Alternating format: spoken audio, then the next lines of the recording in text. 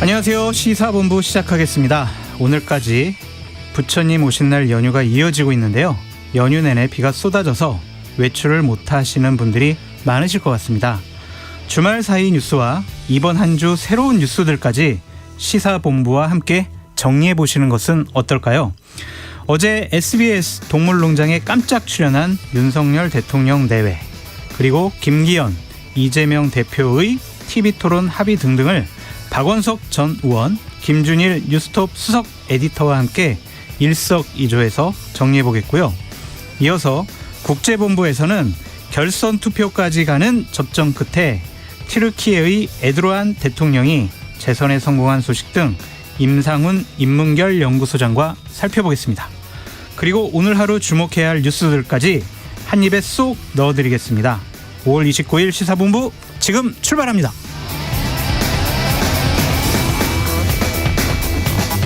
저는 최영일 평론가 대신 잠시 진행을 맡은 장성철입니다. 1부 마지막에 듣는 노래 디저트송 신청도 기다립니다. 오늘 듣고 싶은 노래가 있으시면 문자 샵 9730으로 자유롭게 보내주세요. 짧은 문자 50원, 긴 문자 100원입니다. 디저트송으로 선정되신 분들께는 치킨 쿠폰을 보내드리니까요. 많은 참여 부탁드리겠습니다. KBS 1라디오의 모든 프로그램은 유튜브에서도 함께 할 수 있습니다. 실시간 방송도 보실 수 있고요. 다양한 분야의 명품 콘텐츠도 마련되어 있으니까요. KBS 1라디오 채널 구독과 좋아요, 댓글도 많이 부탁드리겠습니다.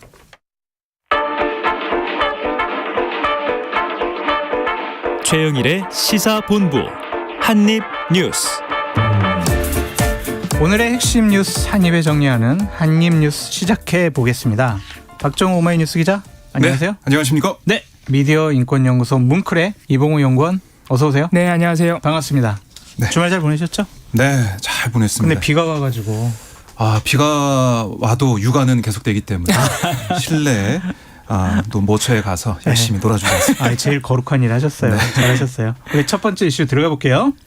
정부가 예고한 대로 6월 1일부터 코로나19 위기영보 수준을 심각에서 경계로 하향했다고 하는데 이제 7일 격리 의무가 없어지는 건가요? 네, 그렇습니다. 그러니까 예고가 됐던 건데요. 어제 이제 코로나19 중앙재난안전대책본부 등에서 발표를 했어요. 네. 그러니까 코로나19 위기경보 수준을 심각에서 경계로 하향을 하면서 2020년 1월 20일, 그러니까 국내 첫 환자 발생 이후 40개월여 만에 사실상의 엔데믹, 그러니까 풍토병으로 굳어진 감염병으로 코로나19를 생각한다. 이렇게 보시면 되겠습니다. 네. 말씀하신 것처럼 이제 7일 격리 의무가 6월 1일 0시부터 사라져요. 그리고 5일 격리 권고로 바뀌는데요. 네. 의무가 아니라 권고기 때문에 이거는 글쎄요. 사실상 이제 격리를 안 하는 거죠. 그런 그러니까 상황이 이제 된 거고요. 코로나 걸려도 그냥 본인이 스스로 마스크 쓰고 그냥 출근해서 일해도 괜찮다. 그렇습니다. 네. 출근하면 되는 것이고요. 네. 이제 외출해도 되는 것이고 네. 처벌 이런 게 없다는 겁니다. 네. 그리고 또 한 가지 애매했던 부분. 그러면은 만약에 오늘 확진된 사람은 어떻게 되는 거냐? 7일 격리 의무 지켜야 되는 거냐? 이런 혼란스러운 면도 있을 것 같은데 이럴 때는 5월 31일 밤 11시 59분까지 격리가 되는 거고요. 6월 1일 0시부터는 격리도 의무가 없어지는 겁니다. 네. 그러니까 중간에 과도기적인 상황이 있을 수도 있는 것이고요. 그리고 또 하나가 의료기관과 감염취약시설에서도 방역당국이 부여하는 격리 의무는 없어집니다. 다만 네. 이런 기관이나 시설에서 자발적 동의에 따른 격리 조치는 유지할 수 있다라는 게 정부의 설명이고요. 아울러 동네 의원과 약국에서의 실내 마스크 착용 의무도 해제가 되는 거고 여기에 따라서 마스크 착용 의무 이거는 병원급 이상 의료기관과 입소형 거기서 이제 입원하는 그런 감염 취약 시설에만 남는 거예요. 그것 빼고는 다 이제 마스크 안 써도 된다. 네. 마스크 안 써도 되지만 의무는 사라지는 거지만 그래도 권고 사항이 있기 때문에 쓰시는 게 좋겠습니다. 이렇게 강조를 하겠습니다. 그리고 이제 입국 후 3일차의 코로나19 PCR 검사 권고도 앞으로 하지 않고요. PCR 검사를 위한 선별 진료소 계속 운영이 되지만 임시 선별 검사소 운영은 중단이 됩니다. 근데 다 사라지면 어떻게 되나라는 걱정하실 것 같은데 네.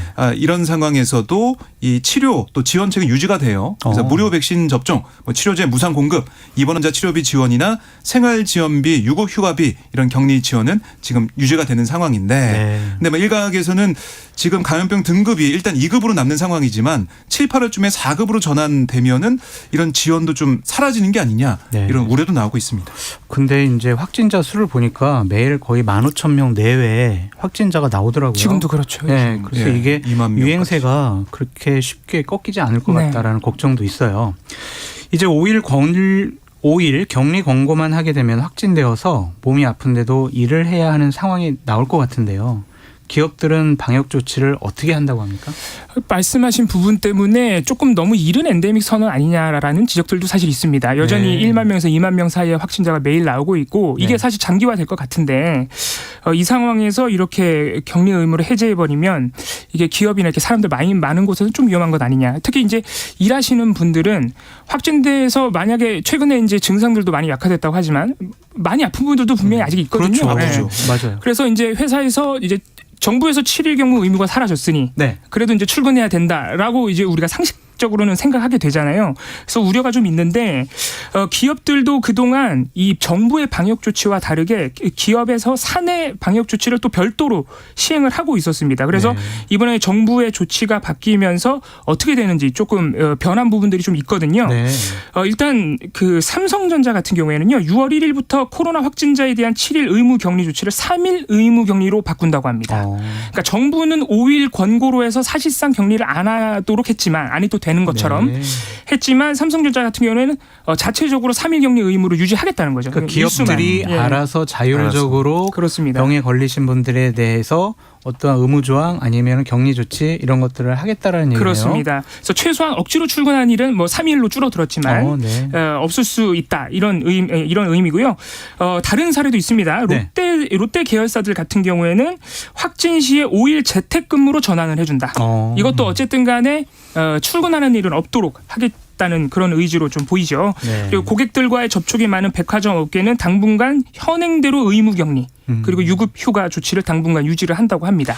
맞아요. 근데 문제는 제가 말씀드린 이런 일부 기업들 제외하고 다른 기업들이 수많은 기업들이 있습니다. 중소기업분. 네. 그것도 마찬가지고 SK 하이닉스와 같은 대기업도 사실 지금 정부 조치를 그대로 따라간다고 했거든요. 공개된 사항들을 보면은 그렇기 때문에 이런 기업들이나 또 정부 차원에서도 일하는 분들이 출근해야 되는 상황에 대해서 네. 아픈데도 출근해야 되는 상황에 대해서 조금 추가적인 대책이 있어야 돼. 지금까지는 아직 당국에서 밝힌 바는 없거든요. 네. 그런 게 좀 필요하지 않나 싶기도 합니다. 그래도 이제 뭐 정부에서 격리 의무 해제 이렇게 했지만은 사람 많은 곳에서 근무하시거나 많은 곳을 가는 분들은 그래도 마스크 쓰시는 게 네. 아직은 괜찮을 것 같아요. 저도 좀 아파가지고 저번 주에 병원을 좀 왔다 갔다 했거든요. 그래서 병원에 오신 분들은 반은 마스크 쓰시고 반은 안 쓰셨는데 거기서 계시는 의사분들이나 간호사분들은 다 마스크 쓰고 계시더라고요. 그렇죠. 네, 그래서 필요한 것 같아요. 다음 이슈 넘어가 볼게요. 누리호에 탑재된 지난 25일 우주로 올라간 차세대 소형 위성 2호의 핵심 장비가 정상적인 작동 준비에 들어갔는데요. 아직 신호가 안 잡힌 위성도 있네요. 네, 지금 이 누리호에 8명의 손님이 탔는데 네. 2명이 이제 확인이 안 되고 있습니다. 실종해요.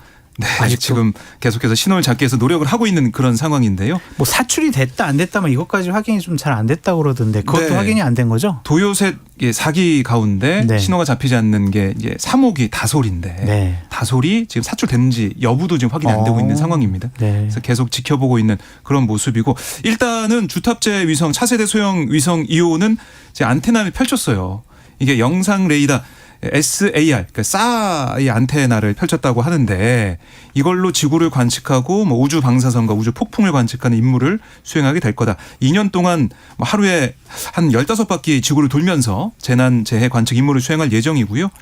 하지만 이 2기의 위성이 신호가 안 잡히고 있는 상황인데 특히 이 다솔 같은 경우는 저희가 도요셋 3호기라고 제가 말씀드렸잖아요. 네. 도요셋 이 큐브 위성이 4기가 이제 함께 편대 비행을 하면서 이 관측을 하는 우주 이 여러 가지 상황을 관측하는 지구 주변의 상황을 관측하는 임무를 띄게 됐는데 이 편대 비행을 굉장히 많이 기대를 했었거든요. 네. 한국천문연구원에서 이 개발해서 올린 건데 다솔이 좀 빠지면은 편대 비행이 안 되기 때문에 물론 이 3기만 있어도 임무 수행은 가능하다고 하지만 이 늠름한 편대비행을 좀 보고 싶은 저희들 입장에서는 꼭 찾았으면 좋겠고 사실 누리호 2차 발사 당시 실렸던 큐브 위성 4기 가운데 이 하나도 그중에 한 기가 사출 48일 후에 신호가 잡힌 적이 있어요. 아, 그렇습니까? 그래서 아직까지는 계속해서 신호를 잡기 위해서 노력을 좀 해봐야 되지 않을까 이런 생각이 들고요. 그러니까 박 기자님 말씀은 희망을 잃지 말고 그렇습니다. 기다려봐라. 네, 좀 기다려 주십시오. 네, 알겠습니다.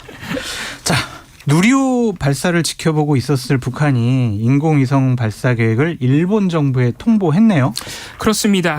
31일 0시부터 6월 11일 0시 사이에 인공위성을 발사하겠다면서 해상의 위험구역을 설정하겠다는 계획을 일본에 전달했고요. 아니, 우리나라에 통보했다라는 얘기는 없죠. 그렇습니다. 왜 우리나라는 통보 안 하고 지금 일본에는. 한국과는 사실 군통신성도 지금 꽤 장기간 지금 사실 맞아요. 해제돼 있는 상태죠. 네.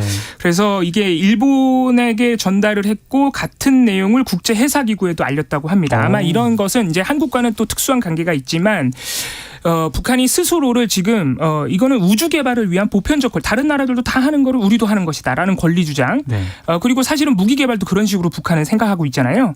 그런 보편적인 어떤 권리란 정당성을 주장하기 위해서 이웃 국가인 일본에도 얘기하고 국제기구에도 알리고 이런 절차를 밟은 것으로 보입니다. 그러니까 인공위성 같은 거를 발사하게 되면 좀 주변 국가에 우리 발사하니까 그렇습니다. 너희들도 좀 참고하고 위험에 좀 대비해라 뭐 그런 차원의 맞습니다. 좀 통보를 하는 거네요. 이거 원래 다른 나라들도 이제 인공위성 발사할 때 하는 절차니까 자기들도 네. 똑같은 게 항상 얘기하는 우리도 정상 국가다. 아니 왜 우리나라에는 안 하냐고요. 근데 참. 그거는 이제 남북 관계의 특수한 상황을 조금 더 봐야겠고 그런 내용을 한국에게도 통보해 주는 날이 빨리 오면 사실 그러니까요. 좋겠죠. 이게 어쨌든 좋지는 않은 일이지만 무기화가 될 수 있으니까 네. 대화를 좀 할 수 있도록. 하지만 북한은 이 4월부터 이미 군사 정찰 위성 1호기가 완성됐다고 선언을 했고요. 5월 16일에는 김정은 위원장이 직접 현장을 지도하고 차후 행동 계획이라는 걸 승인했는데 이 내용을 보니까 차후 행동 계획이라는 게 이제 발사 절차만 남았으니 발사 절차를 개시하라는 명령이래요. 네. 그래서 아마 이 5월 16일부터 언제 발사하느냐만 사실 좀 남은 상황이었습니다. 네. 그런데 이제 31일 그리고 다음 달 11일 사이에 발표하겠다고 선언을 한 것이죠. 이에 일본과 미국 모두 거세게 반발을 하고 있습니다. 기시다 후미오 총리는 한국과 미국 등과 협력해서 북한의 강한 자제를 요구하겠다라고 밝혔고요. 하마다 야스카즈 일본 방위상 같은 경우에는 일본에 만약에 낙하를 하게 된다면 요격할 수 있는 파괴 조치 명령을 자위대에 발령을 했다라고도 밝히기도 했습니다. 미국 역시 이번 북한의 인공위성 발사가 유엔 안보리 위반이라면서 강력하게 규탄을 했습니다. 그러니까 우리나라도 통보는 받지 못했지만 혹시 일어나지 않을 수도 있는 불상사에 대비해서 만반의 준비 태세를 갖춰야 되긴 하겠네요. 네. 네. 근데 뭐 결국에는 이제 인공위성을 이제 우주로 이제 발사하는 건데 네. 누리호가 이번에 성공을 했고 북한도 우리도 이제 위성을 뭐 쏘겠다 이렇게 얘기하고 있지만 국제사회에서 볼 때는 이 로켓하고 ICBM 이 기술이 사실상 동일하기 때문에 안보리 결의에 따라서 그 북한의 탄도미사일 기술을 활용한 어떤 발사도 금지하고 있는 상황이거든요. 그래서 민감하게 좀 반응하고 있는 그런 모습인데 네. 글쎄요, 이 북한에서는 억울하다고 하고 있지만 네. 그동안 이제 북한이 보여왔던 여러 가지 그런 뭐 도발의 네, 행태 이런 걸 맞아요. 보면은 국제사회도 그냥 위성 쏘는구나 그래 보겠다 뭐 이렇게만 넘어갈 수 없는 그런 상황이다. 군사위성이니까 네. 결국에는 우리나라 전역을 감시 대상으로 할 수도 수밖에 있죠. 없겠네요. 그렇게 볼 수도 있고요. 우리로서는 상당히 좀 네. 악재 아니면 문제점 이런 것들이 하나 추가됐다라고 볼 수밖에 없겠습니다. 자, 다음 이슈 넘어가 볼게요. 미국이 국가 채무 불이행 시한인 6월 5일을 9일 앞두고 드디어 백악관과 국회 간의 부채 한도 협상이 최종 타결됐다. 이런 소식이 들려왔습니다. 네, 사실 이게 미국 이제 조 바이든 대통령 입장에서는 가장 급한 현안이었죠. 네. 그래서 이번에 G7 정상회의 당시에도 한미일 정상회담 2분 동안 한 2분여 정도 스탠딩 회담으로 마무리가 됐고 그리고 뭐 당시 이제 오세아니아 방문 일정도 취소할 정도로 급박한 그런 상황이었는데 이번에 타결이 됐으니까 바이든 대통령 입장에서는 좀 한숨 돌리게 됐다.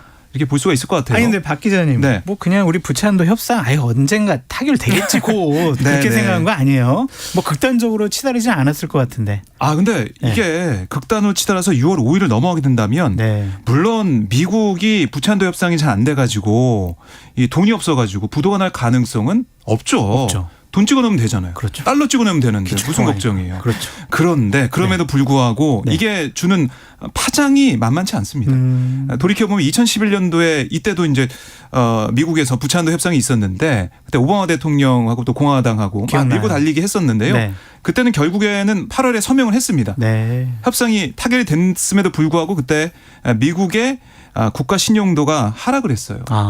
그러면서 이게 미국 뭐 주가도 그렇고 우리나라 주식시장도 채권에도 영향을 좀 그렇습니다. 끼쳤네요. 채권도 그렇고 결국 뭐 망하진 않았지만 거의 망한 듯한 느낌이 들 정도로 금융시장이 흔들렸거든요. 그러니까 세계 경제의 불확실성이 그렇습니다. 일어났다, 발생했다, 확대됐다 이렇게 네. 해석할 수가 있으니까요. 그래서 이번에도 만약에 이게 6월 5일까지 타결이 안 되고 제재 끌게 된다면 이 미국 국채 뭐 가격도 그렇고 네. 주식시장도 그렇고 네. 여러 가지 경제적으로 어려운 상황이 예상됐기 때문에 네. 이번에 부채 타결 네. 이게 좀 계속해서 속보로 나오고 뭐 분석 기사도 나오고 있는 그런 상황입니다. 근데 공화당과 민주당 모두 합의안에 반대하는 목소리가 좀 있는 것 같아요. 그렇습니다. 아직 좀 장담할 수가 없어요. 왜 그러는 거예요? 그렇습니다. 일단 바이든 대통령과 합의를 이끌어낸 이 메카시 공화당 하원 의장 네. 72시간 동안의 숙려 기간을 거쳐 31일에는 하원에서 표결을 하겠다. 그래서 사실 통과를 자신하고 있습니다. 네. 근데 문제는 이 네. 공화당이나 민주당이나 모두 좀 이 온건파 그리고 강경파들을 다 끌어안고 설득해야 되는 과제가 좀 남아 있다 그래요. 근데 뭐가 가장 큰 문제예요? 일단 공화당 입장에서 네. 보면 이번에 메카시 의장이 어쨌든 바이든 대통령으로부터 좀 대규모의 지출 삭감을 이끌어내긴 했습니다. 공화당이 그동안 계속 주장해왔던 바들을 거의 대부분 얻어냈어요. 네. 뭐 이 식량 보조 프로그램 같은 경우에도 보조를 받는 국민들이 얼마나 근무를 해야 되나 이런 요건이 있는데 그거를 네. 조금 더 늘리고 이런 식으로 하는 거를 민주당이 상당히 반대해 왔던 아닙니다. 근데 그런 부분들을 어쨌든 받아들였는데도 이 공화당 내부에서는 이 여전히 더 예산 써야 지출 삭감이 필요하다. 아, 공화당이니까요. 더? 예, 공화당은 계속해서 지출 삭감을 그렇죠. 해서 강한 미국, 돈이 많은 미국 주장하고 있기 때문에 그리고 공화당에서는 이 채무불이행을 유도까지는 아니고 조금 이렇게 위기감을 심어주는 것이 또 어떻게 보면 정치적인 좀 전략이 될 수도 있겠죠. 네. 그런 측면에서 여전히 강경파가 목소리가 굉장히 강해서 장담할 수 없다고 하고요. 또 민주당 안에서도 좀 반대 의견이 있습니다. 왜요? 부채 한도를 조정하는 것은 이게 의회의 권한이 맞지만 연방 정부가 이 지출을 조정하는 것은 이제 행정부가 또 이렇게 돈을 쓰는 문제니까 별도의 문제인데 이게 공화당이 거래 대상으로 삼고 있는 것이다. 네. 그리고 지금 정부가 추진하고 있는 경기 부양책 여러 복지 정책을 지금 저 공화당에서 요구하는 대로 다 하면 사실상 모든 정책이 무력화된다. 받아들일 수 없다라는 비판들이 있기 때문에 지금 양당에서 좀 설득을 해야 된다고 하고요. 네. 아까 말씀하셨다시피 이 문제가 사실 협상이 뭐 불발된다거나 이런 예상까지는 할 수가 없었지만 이 미국의 특성을 좀 봐야 될 것 같아요. 미국은 다른 나라와 달리 의회가 이 부채 상한을 정해주고 그 안에서만 이 채권 같은 걸 발행해서 공공 서비스를 합니다. 이게 아까 말씀하신 대로 미국은 달러를 막 찍어내면 되지 않느냐. 미국 정부도 똑같은 고민을 하고 있기 때문에 막 찍어내면 또 문제가 발생하잖아요. 인플레이션, 그렇습니다. 가치 하락, 어떤 그런 문제점에 대한 이제 방어책으로 이제 의회가 너무 많이 이제 빚을 내서는 안 된다는 상한을 이제 기축통화국으로서 정해주고 있는 것인데 네. 이 문제가 매년 아까 잠깐 말씀하셨지만은 매년 반복되고 있는 문제라서 이거를 근본적으로 해결해야 되는 방안이 필요한 것 아니냐 이런 목소리도 지금 나오고 있다고 합니다. 알겠습니다. 네 번째 이슈로 넘어가 볼게요.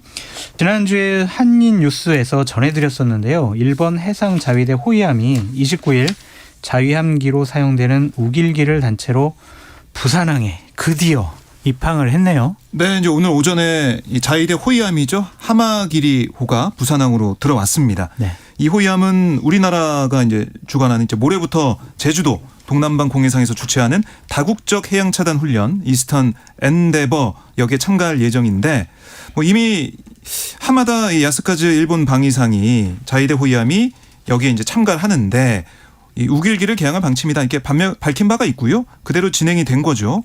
근데 계속해서 논란이 되는 부분이 이 우길기, 그러니까 자위함기 이게 일본 군국주의의 상징이라는 지적 계속 그동안 있었던 맞아요. 거고요. 뭐 우길기랑 거의 뭐 흡사합니다. 거의 맞아요. 똑같다고 네. 보여지는 그런 자위함기고 이게 1870년이죠. 일본 육군이 처음 사용한 그게 이제 우길기 그 당시에 등장을 했었는데 일본이 태평양 전쟁을 일으키고 아시아 이 각국을 침략할 때 전면에 내걸었던 깃발이잖아요. 맞아요. 그래서 그거 이제 볼 때마다 당시에 일본의 이런 침략했던 그 모습들을 떠올리게 되니까 우리나라도 그렇고 아시아 각국이 볼 때는 섬뜩섬뜩한 거죠. 그렇죠. 저게 다시 등장하고 있네. 저게 계속해서 보이고 있네.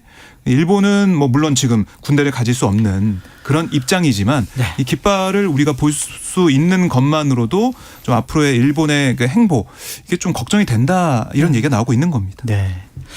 일본 군국주의의 부활을 우려하고 있는 목소리가 있기 때문에 민감하게 생각하고 있는 문제잖아요. 네. 근데 일본은 자위함기는 사실상 우길기가 맞고 우길기는 문제가 없다는 입장인데 우리군은 자위함기는 우길기가 아니다라고 하는 것 같아요. 네, 그렇습니다. 지금 그 입장이 조금 논란이 되고 있는데 25일에 전하규 국방부 대변인이 이 우길기 개항한 채로 입항하는 문제에 대해서 국제적인 관례다. 왜 국제적으로 계속 그런 입장이에요. 그렇습니다. 예. 자위대함이나 자기 나라 해군의 함정이 자기네 나라 국기와 함께 외국항에 기항할 때는 네. 국제적으로 관례상 해군 함기도 달게 되어 있기 때문에 우리가 그걸 막을 수는 없다라는 얘기를 하면서 자위함기와 우길기가 조금 차이가 있긴 하다라는 얘기를 또 덧붙였어요. 모양이 조금 다른 각도가 건데. 조금 다르죠. 네. 그 태양을 상징하는 문양이 그런 얘기를 했고 이게 지난해 11월에도 역시 우리 군이 지금 입항한 그 문제가 작년 11월에도 불거졌었는데 그때도 일본 자위함기는 우길기와 형태가 다르기 때문에 우리는 우길기가 아니라 자위함기라고 생각한다라고 네. 밝힌 바가 있는데 사실 이거는 일본 입장과는 좀 다른 겁니다. 네. 일본은 사실 꾸준히 이 우길기의 일종으로서 자위함기를 계속 소개하고 있어요. 자국 내 홍보 자료나 그러네요. 이 군의 자료 안에서도 그렇기 때문에 오히려 일본은 우길기라고 하는데 한국 정부가 왜 이렇게까지 모양 가지고 그렇게까지 얘기하느냐. 이 문제는 아무래도 아까 말씀드렸다시피 이게 국제 관례라서 그러니까 자위함기가 자기네 함기를 달겠다는데 이거를 뭐 국제법적으로 제재하거나 막을 방법은 사실 없습니다. 근데 이제 국내 여론은 워낙 좋지가 않다 보니까 이 문제를 어떻게 해서든 좀 설득하려는 이제 자구책에서 이제 모양이 조금 다르다는 얘기까지 나오는 것인데 사실 말씀드렸다시피 아까 박정우 기자님도 말씀하셨다시피 이게 우길기이고 이 제국주의의 상징이라는 사실은 조금 명백한 것이고요. 바꿀 수 없는 것인데 이게 일본 입장 중에 또 하나 우리가 주목해야 될 점이 예를 들어서 만약에 독일이 나치 깃발을 이렇게 예를 들어서 뭐 자기네 군기로 쓴다. 네. 이러면 아마 국제적으로 엄청나게 파장이 커질 것 아닙니까? 그래서 그런 것과 비슷한 상황 아니냐. 우길기를 달고 다니는 것은 이런 비판에 대해서 일본은 또 이 나치의 하켄크로이츠와는 다르다는 입장이에요. 하켄크로이츠는 정말로 그 나치 당이 딱 그 2차 대전 시기에 그 전후로 해서 그 전이죠. 만들었던 정말 그 나치의 상징이고 우길기는 전통 문양이다. 일본의 전통 문양이기 때문에 문제가 없다는 입장인데 사실 이 입장을 봐도 우길기를 가지고 1905년 러일 전쟁부터 이제 41년의 태평양 전쟁까지 쭉 이어지는 그 제국주의의 상징 특히 일본 군의 상징으로 우길기가 많이 쓰였고 일본도 그렇게 홍보를 해왔다는 사실도 맞아요. 또 변함이 없습니다. 그러네요. 그렇기 때문에 일본이 이 문제를 해결하기 위해서는 역시 저희가 반복해서 말씀드리지만 그 제국주의 시절 저질렀던 일본의 전쟁 범죄가 한국뿐만이 아니고 사실 국제적으로 걸쳐 있지 그럼요. 않습니까? 맞아요. 그 문제에 대해서 얼마나 진정성 있고 장기적으로 모든 분야에 있어서 사과하고 인정하고 그런 태도를 보여주느냐. 그걸 먼저 보여주는 것이 역시 이 우길기 문제에도 좀 영향을 미칠 것 같습니다. 알겠습니다. 정리를 아주 잘해주셨네요. 자, 교통정보 알아보고 한입뉴스 이어가겠습니다. 임초희 리포터. 네, 이 시각 교통정보입니다. 중부 지역과 달리 남부 지방에는 비가 많이 내리고 있습니다. 호남고속도로 천안 쪽으로 곡성 부근에선 승용차가 빗길에 미끄러지는 사고가 났습니다. 1차로로만 지나실 수가 있고요. 경부고속도로 서울 방향은 경주에서는 사고 여파로 짧게 정체입니다. 이후에는 충청권의 교통량이 많이 몰려 있는데요. 신탄진과 남이분기점에서 밀리고요. 다시 옥산에서 목천까지는 17km 구간 정체가 되고 있습니다. 더 가서는 기흥과 양재에서 반포 나들목까지 속도 줄이고요. 중부 내륙고속도로 양평 방향은 낙동분기점에서 정체가 심한데요. 3차로에 고장난 차가 있습니다. 이후에는 북충주 그리고 감곡에서 밀리고요. 서울 시내는 올림픽대로 공항 쪽으로 한남대교에서 동작대교 사이 밀리고요. 가양대교 부근 4차로에는 사고가 있어서 월드컵대교부터 속도 떨어집니다. KBS 교통정보센터에서 임초희였습니다.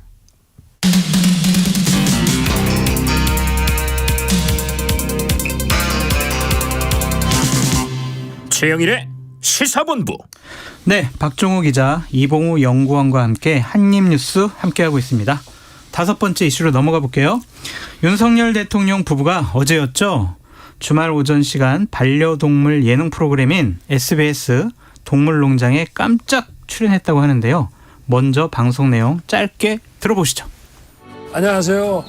샤롬이 아빠 그리고 우리 마리 써니 아빠 토리 아빠 윤석열입니다.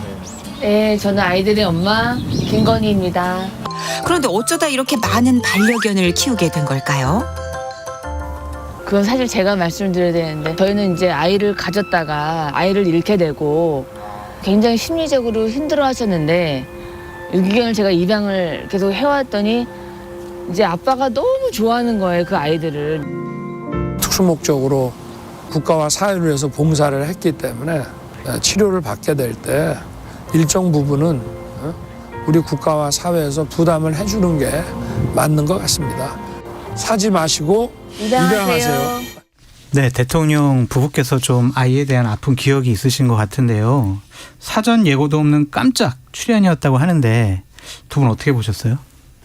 예, 뭐 깜짝 출연이었고, 뭐 아침에 사실 동물농장 장수 프로잖아요. 저도 자주 봐요. 예, 인기 있는 프로그램인데 대통령 이제 부부가 나오다 보니까 깜짝 놀랐다는 그런 반응들이 많았던 것 같고. 아니 근데 네.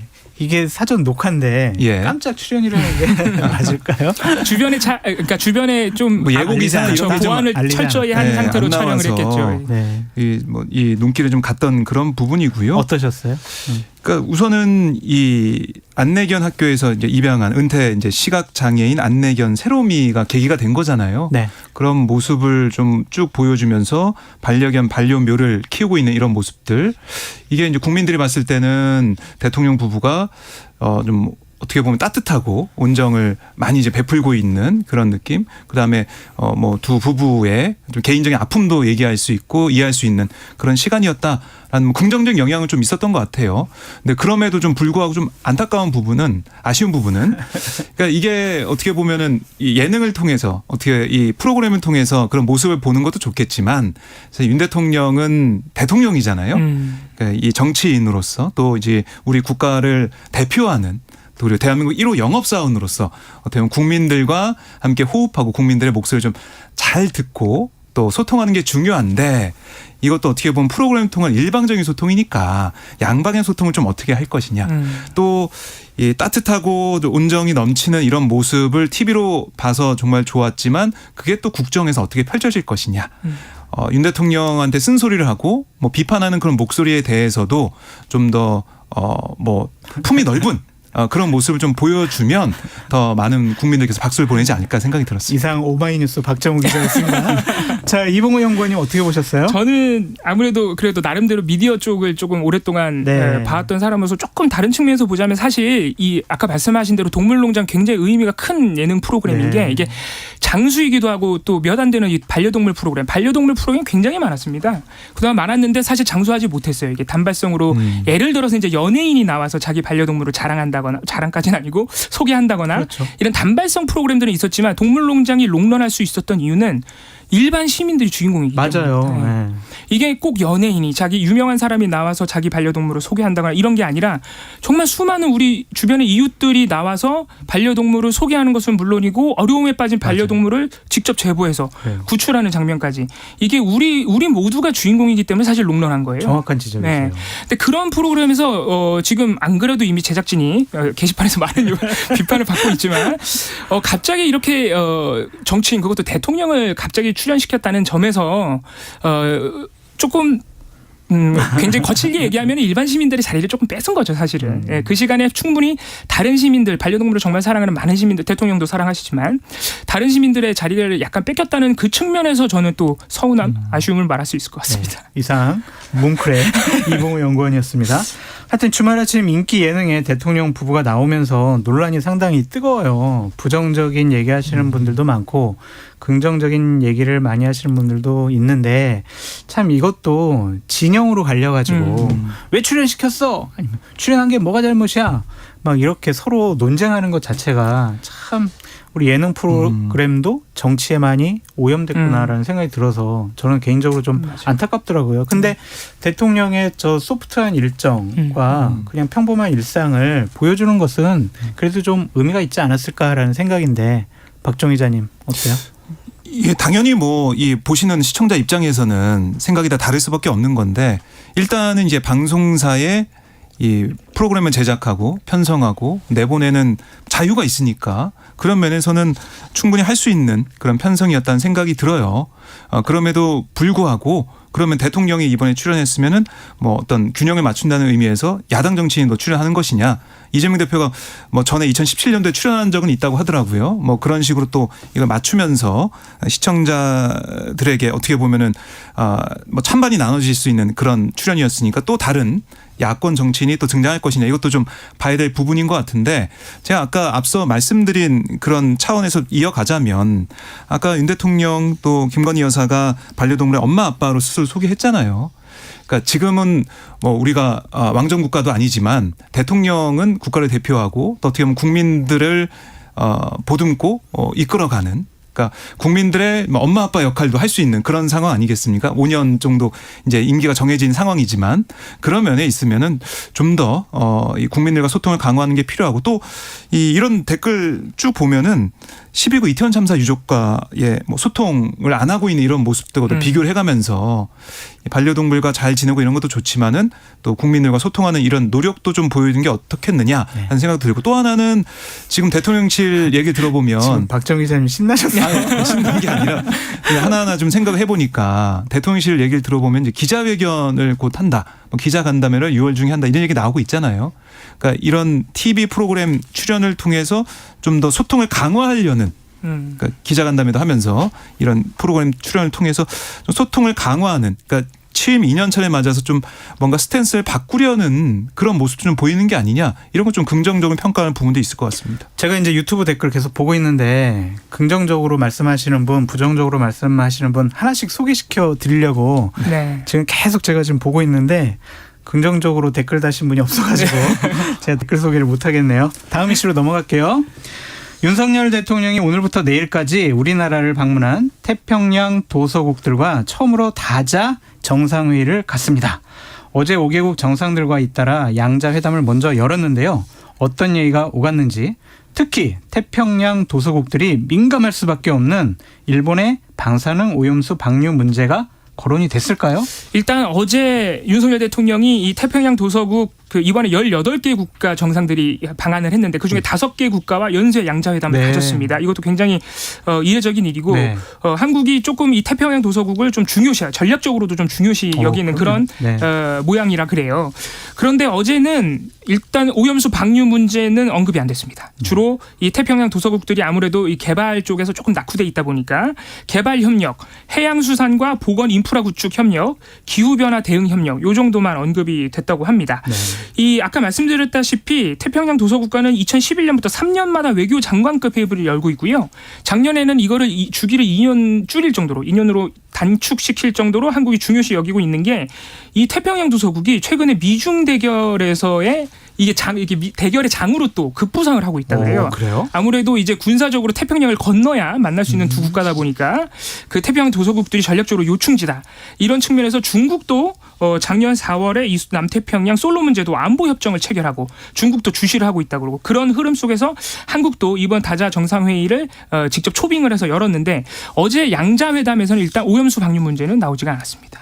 그러면은 다자 정상회의에서는 좀 나올 가능성이 있을까요? 그 부분을 주목해 봐야 될 것 같은데요. 일단 태평양 도서국들은 물론이고 우리 정부도 이 오늘부터 내일까지 이어지는 이 태평양 도서국 포럼과의 정상회의 에서는 오염수 방류 문제가 거론될 것이라고 일단 예고를 한 바가 있어요. 아, 그래요? 그렇습니다. 24일 국회 외교통일위원회에서 박진 장관이 29일부터 30일 회의에서는 오염수 문제가 거론될 것으로 알고 있다라고 얘기를 했고요. 4월 26일 태평양 도서국 포럼의 헨루 푸나 사무총장도 한국과의 정상회의를 계기로 이 오염수 문제를 논의할 수 있을 것이다라고 얘기를 한 바가 있는데 하지만 이게 또 언론 보도들 상에서 일본에 대해서 공동으로 대응을 한다. 아니면 예를 들어서 좀 강하게는 규탄을 한다. 이런 식의 입장까지는 나오지 않을 것이라는 예상이 또 지배적이더라고요. 조금 부담스러워하는 그렇습니다. 모습이 있네요. 태평양 도서국 이 포럼이 2월달에 우리보다 먼저 시찰을 한번 했는데 후쿠시마를 맞아요. 그 이후에 그 전까지는 굉장히 격렬하게 반대를 했는데 네. 그 이후에는 또 공개적으로 언급을 안 하고 있다 그래요. 그래서 일본의 약간 국제 원조 이런 부분에 대해서 태평양 도서국도 조금 민감하게 생각하고 있는 것 아니냐. 그렇군요. 네. 후쿠시마 원전 오염수 시찰단의 일정이 종료되면서요. 시찰단이 내놓을 결과에 관심이 모아지고 있는데 결과 언제 나와요, 박 기자님? 네, 이제 원래 시찰단이 귀국하면서 얘기한 것은 뭐 느낌에는 IAEA 이제 보고서가 나온 다음에 결과 보고를 할 것 같다는 생각이 들었는데 오늘 아침에 국민의힘 우리 바다 지키기 검증 TF의 성일종 위원장이 라디오에서 어떤 얘기를 했냐면 이번 주에 국민들에게 보고할 거다. 그래요? 이런 얘기를 하더라고요. 그래서 어떤 내용이 있을지 좀 궁금하고요. 시찰단이 이번 이제 귀국을 하면서 어떤 얘기를 했었냐면 현장에서 볼 건 보고 자료를 요구할 것은 요구했다. 이렇게 얘기를 했습니다. 그래서 어떤 내용인지 좀 국민들이 하나하나 따져볼 부분이 있을 것 같은데 근데 제가 볼 때는 어떻게 보면은 뭐 제일 중요한 게 어떤 목적으로 이 시찰단이 갔느냐 이게 제일 중요하잖아요. 근데 그 목적이 과연 무엇일까? 저는 지금도 그 생각을 좀 하고 있습니다. 잘 모르겠어요. 지금도. 일단은 예. 발표를 한번 지켜보시죠. 김영애 님이 유튜브 댓글에다가 장성철 또 지켜보죠. 그런 말 또 할 거냐고 그렇게 물어보시는데 일단은 좀 네. 조사 결과를 좀 지켜보시죠. 네. 이번 주에 있다고 하니까요. 다음 이슈 궁금합니다. 짧게 우리가 짚고 넘어가 볼게요. 지난 5월 16일 건설노조의 1박 2일 집회 이후에 정부와 경찰에서 연일 불법 집회에 엄정 대처하겠다 경고를 지금 강화하고 있어요. 민노총이 31일 대규모의 집회를 예고하자 대통령실이 민노총에 경고를 보냈네요. 그렇습니다. 31일 민주노총이 최근 정부의 대대적인 노조 압박 기조에 반발하면서 네. 이제 금속노조 같은 경우에는 총파업도 예정이 돼 있고 네. 31일 대규모 도심 집회를 예고를 했습니다. 이에 대해서 대통령실이 어제 법 테두리 내에서 이뤄지는 집회 시위에 대해서는 어떤 제한도 없다. 하지만 민주노총이 또다시 노숙투쟁을 이어가는 것은 법치를 조롱하는 것이다. 민주노총의 불법 집회에 대해서 엄정하게 대처하는 것이 시민의 자유를 지키는 것이라고 강력하게 근데 경고했습니다. 노숙 집회나 투쟁은 문제가 되는 건 아니잖아요. 그렇습니다. 거기서 뭐 음주를 하고 고성방가를 하고 노상방뇨를 하고 이런 불법적인 행태에 대한 문제인 거지. 그렇습니다. 그렇죠? 아직까지는 야간 집회라든지 뭐 시위라든지 시위는 뭐 12시 이후에는 금지되어 있지만 하여튼 대통령실에서 이렇게 강하게 나오는 것은 뭐 대통령실로서도 뭐 다수 국민의 기본권이 조금 침해받는다 그런 생각이 있는 것 같고요. 민노총이 집회를 자주 하는 건 있는 일인데 유독 이번에 대통령실까지 메시지를 낸 거는 무슨 이유가 있나요, 박 기자님? 결국 뭐 이 윤석열 정부에서 이제 노동개혁 의지를 계속 밝히고 있는데 그 네. 흐름으로 계속 가고 있는 게 아닌가. 그 흐름으로. 네, 그러니까 지금 양대 이 대형 이 노조를 불법 기득권으로 좀 보고 있는 부분이 있지 않습니까? 맞아요. 노조의 이제 회계적인 부분도 따져보고 있는 상황이고 또 이른바 세습, 고용 세습 이런 여러 가지 문제들 그런 것까지 다 이제 없애야 된다. 그런 것들을 뿌리 뽑아야 된다 이런 입장이기 때문에 네. 그런 가운데 이 민주노총의 어떤 시위나 집회나 여기에 대해서 법과 원칙에 따라서 대응한다 이런 기조를 세우고 거기에 따라서 하나하나 좀 대응하는 모습들 그런 게 있는 것 같고요. 네, 그럼에도 불구하고 이 시위 집회 뭐 이런 집회 결사의 자유는 헌법 기본권이기 때문에 이런 부분들 국민들이 염려하는 사항에 대해서는 어떻게 또 조화를 이룰 것이냐 입법이 어떻게 될 거냐 이것도 봐야겠습니다. 알겠습니다. 양쪽 다 헌법 지키고 법률 지키고 그랬으면 좋겠다라는 생각이 듭니다. 오마이뉴스 박정우 기자, 민권인권연구소 뭉클 이봉우 연구원과 함께했습니다. 한입뉴스 감사합니다. 고맙습니다. 감사합니다. 네, 시사본부 일부 순서는 여기까지입니다. 오늘의 디저트송 여러분께 말씀드릴게요. 3768님 대첼공휴일 대청소하며 듣고 있습니다. 돈 안 들이고 다이어트하는 방법은 집안일이 최고예요. 집도 마음도 정리되는 기분입니다. 자우림의 하하하송 신청합니다. 아주 긍정에너지가 뿜뿜이신 분이네요. 노래 듣고 저는 입으로 다시 돌아오겠습니다. 감사합니다. 모든 게 그대를 우울하게 만드는 날이면 이 노래를 불러보게. 아직은 가슴에 불꽃이 남은 그대여 지지 말고 싸워주게.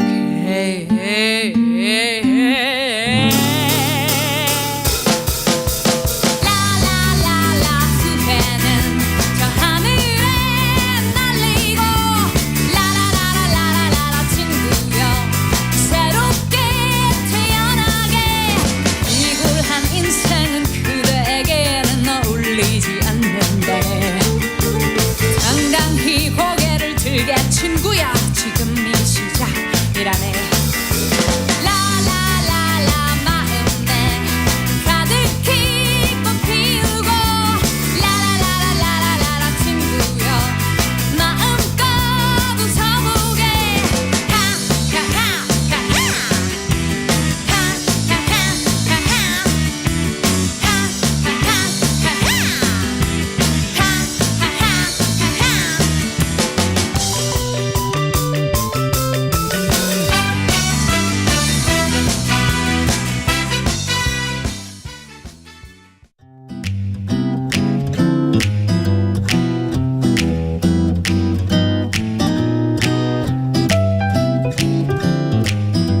안녕하세요. 바른말 고운말입니다. 별로 중요하게 여길 만한 일이 아닐 때 우리는 대수롭지 않다 이런 표현을 많이 사용합니다. 대수롭다는 부정문이나 수사 의문문에 쓰여서 중요하게 여길 만하다라는 뜻의 고유어 형용사입니다. 그 일은 별로 대수로운 일이 아니야. 그게 뭐 대수로운 일이라고 고민을 하니? 이렇게 표현할 수 있습니다. 대수롭다 해서 대수는 보통 부정문이나 의문문에 쓰여서 대단한 것을 뜻합니다. 성공만 하면 이까진 일은 대수도 아니다 라든지 그는 성공을 위해서라면 사람의 정 따위는 대수도 아니라는 태도를 보였다. 이렇게 쓸 수 있습니다. 이 대수롭지 않다와 관련된 속담이 있어서 몇 가지 소개를 해드립니다. 때 묻은 왕사발 부시듯 이런 말은 때가 묻은 큰 사발을 물에 부시듯 소리가 요란스럽게 들린다는 뜻인데요. 대수롭지 않은 일을 크게 벌임을 비유적으로 이르는 말입니다. 참고로 여기서 부시다는 그릇 따위를 씻어서 깨끗하게 하다라는 뜻의 동사인데요. 이것을 부수다로 잘못 사용할 때도 많으니까 유의해야겠습니다. 또 소매 채여도 발가락이 깨진다라는 속담도 있습니다. 부드러운 소매 차이고도 발가락이 깨진다는 뜻이니까 굳은 일이 생기려면 대수롭지 않은 일로도 생긴다는 뜻입니다. 그리고 땅 파다가 은 얻었다는 대수롭지 않은 일을 하다가 뜻밖의 이익을 얻게 됨을 비유적으로 이릅니다. 바른말 고운말 아나운서 변희영이었습니다.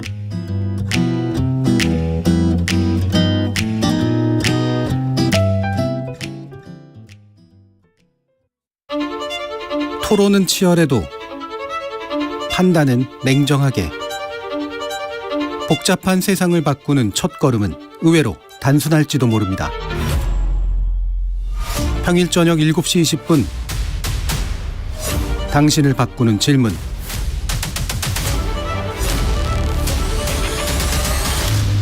KBS 열린 토론.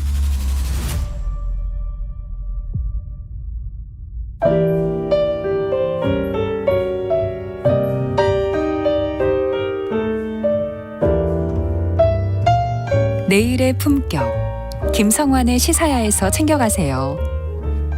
하루를 마무리하는 시간 꺼내보는 당신의 지식 창고.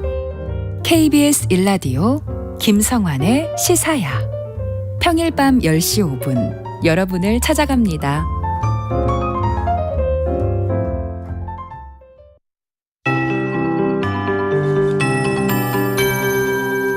KBS 58분 날씨.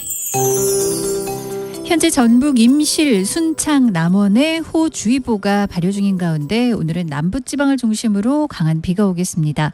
서울이나 인천, 경기 등 중부지방은 대부분의 강수가 마무리됐고요.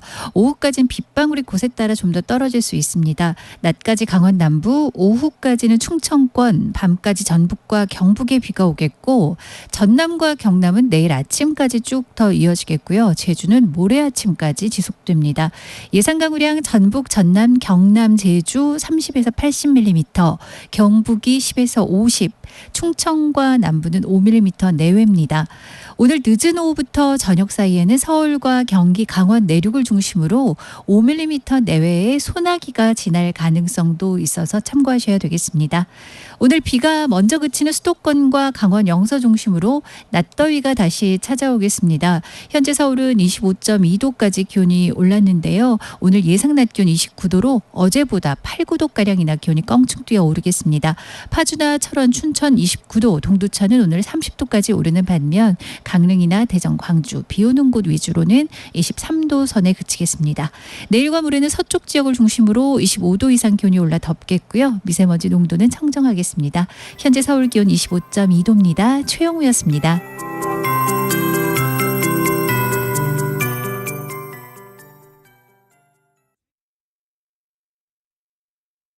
정성을 다하는 국민의 방송 KBS가 한시를 알려드립니다. AM 711kHz, FM 97.3MHz, KBS 1라디오입니다. HLKA.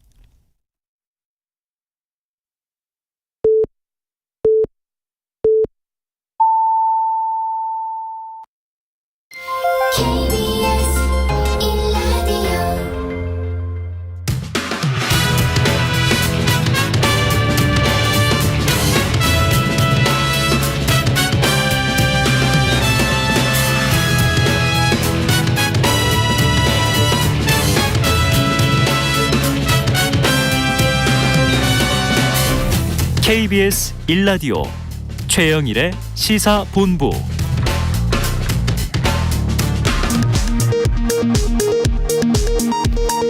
이 시각 라디오 정보센터 뉴스입니다. 우리나라의 실제 국내 총생산 GDP 성장률이 3분기 연속 OECD 평균을 밑돌았습니다. 한국은행과 OECD에 따르면 올해 1분기 우리 경제의 실제 국내 총생산은 전분기보다 0.3% 증가한 것으로 나타났습니다.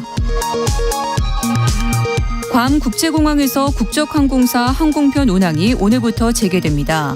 슈퍼태풍 마와르가 강타한 괌은 지난 22일 오후 공항이 폐쇄돼 한국 관광객 3,200명이 귀국하지 못하고 있었습니다. 오늘 31일 한국이 주최하는 다국적 해양 차단 훈련에 참가하는 일본 해상자위대 호위함이 오늘 오전 부산에 입항했습니다. 국방부는 일본 함정이 자위함기를 개항한 채로 방한하는 게 국제적 관례라며 이를 문제 삼지는 않을 방침입니다. 일본 해상보안청은 북한이 오는 31일 0시부터 다음 달 11일 0시 사이에 인공위성을 발사하겠다는 통보를 했다고 밝혔습니다. 이에 대해 미국은 대북결의 위반이라는 입장을 재확인했습니다. 미국의 국가 채무불이행 시한인 6월 5일을 8일 앞두고 바이든 대통령과 메카시 하원 의장이 부채 한도 상향 협상에 최종 합의했다고 AP통신이 보도했습니다.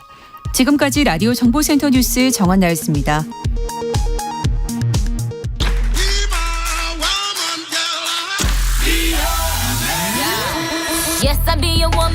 인터넷에서 화제가 된 뉴스를 다뤄보는 스트릿 뉴스 파이터 시간입니다. 조현정 시사평론가와 함께할게요. 어서 오세요. 네, 안녕하세요. 우리 이슈 들어가기 전에 네. 제 유튜브 댓글 하나만 좀 소개시켜드릴게요.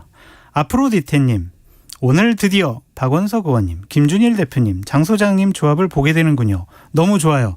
아, 이 센스가 없어. 여기에 조현정 평론가님도 봐서 좋다고 하셨어야죠.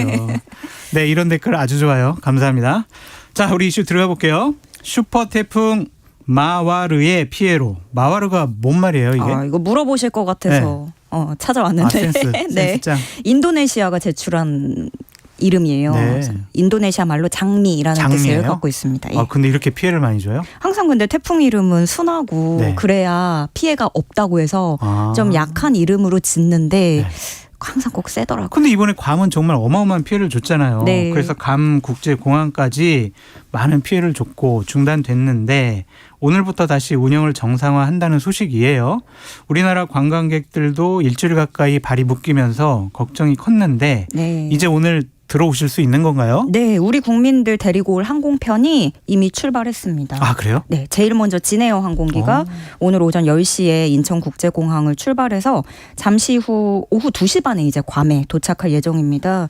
이 항공기 안에는 일단 데리러 가는 거니까 승무원들 다 있고 또 외교부 직원 4명이 급파돼서 네. 안전한 귀국을 돕게 되는데 오후 5시가 되면 이때 관광객들을 태우고 아마 인천에는 이제 저녁 8시 40분쯤에 들어올 것으로 전망됩니다. 네. 이 이후에도 제주항공, 티웨이, 대한항공 등이 정기 노선 운항을 다시 시작했고요. 네. 대체 항공기도 또 보낸 상태입니다.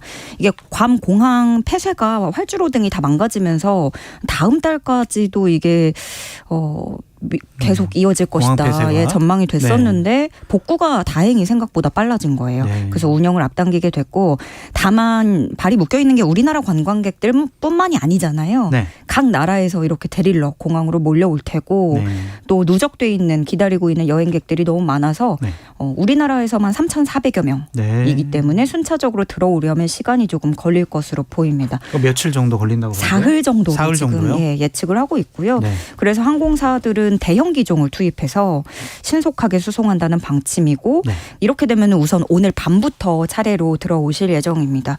지금 너무들 고생을 많이 하셔가지고 막 무슨 고혈압약이 없다, 네. 아이들 기저귀가 없었다, 되게 맞아요. 불편했다고 하시더라고요. 분유도 그렇고 뭐 고혈압, 당뇨약 이런 것들 문제였는데 네. 한인마트에서 컵라면 주시고 랜턴도 무상으로 지원해 주시고 현지 교민분들이요? 네, 또 한인 소아과 의사들도 임시 진료소에 투입돼서 운영하면서 그렇게 돕고 계십니다. 제 댓글 하나만 더 읽고 갈게요. 네. 죄송해요.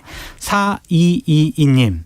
조현정 평론가님은 제가 칭찬합니다. 늘 잘 듣고 있습니다. 아, 422님. 네. 제가 커피 쿠폰 한번 싸드리고 싶은데요. 네. 왜 대요예요? 쏴주셔야죠. 감사합니다. PD님께서 네. 보내주신대요. 네. 감사합니다. 감사합니다. 네, 두 번째 이슈 갈게요. 죄송해요. 계속 이슈가 진행되네요. 네. 그러니까 무사히 도착하시길 기원을 해야 될 것 같고요. 지금 항공기 관련해서 이 뉴스가 정말 많이 보셨을 텐데 며칠 전에 대구공항으로 가던 항공기 비상문이 열리면서 승객 일부가 호흡곤란 증상을 호소하는 등 정말 아찔한 일이 있었어요. 전례 없는 일이었잖아요. 네. 아직도 의문점이 많이 남고 있어요. 이게 날고 있는 비행기에서 아직 도착하지 않았는데 문이 열렸다? 예. 이 사건의 발생부터 정황은 계속해서 이게 뉴스로 대대적으로 나왔기 때문에 보도를 통해서 다 보셨을 거예요. 네. 아시아나와 경찰 발표를 종합을 해보면 30대 남성 승객이 고의로 열었고 고의로? 예, 이 과정에서 강하게 바람이 들어오면서 승객들이 쇼크를 받은 거죠. 네. 그렇다면 이제는 어째서 이런 일이 가능했을까? 그러니까요. 예, 이건데 외신들도 일제 이 부분에 좀 집중을 해서 주요 네. 기사로 다루면서 의문을 제기하고 있습니다. 네. CNN은 매우 기괴한 사건이다. 네. 이렇게 규정을 했고요. 워싱턴 포스트는 항공기 출구는 상당한 압력을 견디면서 제자리를 지키도록 설계가 됐기 때문에 기본적으로 문이 거기서 움직일 수가 없다. 그러니까요. 이게 말이 안 된다. 이렇게 보고 있는 거예요. 근데 아시아나 측이 해명한 거는 이제 높은 고도에선 당연히 안 열리게 돼 있는데 거의 이륙할 때 다 됐기 때문에 착륙할 때가 됐기 때문에 고도가 낮아져서 200m였다라고. 네, 그래서 그때는 이제 문을 열 수 있다라는 설명을 내놨습니다. 근데 여기서 우리가 주목할 거는 비상문과 출입문의 차이예요. 네. 이번에 열린 문은 비상문이었습니다. 이 비행기에서 사고가 났을 때 탈출하라고 있는 게 비상문이잖아요. 그렇죠. 그러면 애초에 설계를 할 때 승객 전원이 90초 안에 모두가 탈출할 수 있게끔 설계가 돼야 되는 거예요. 네.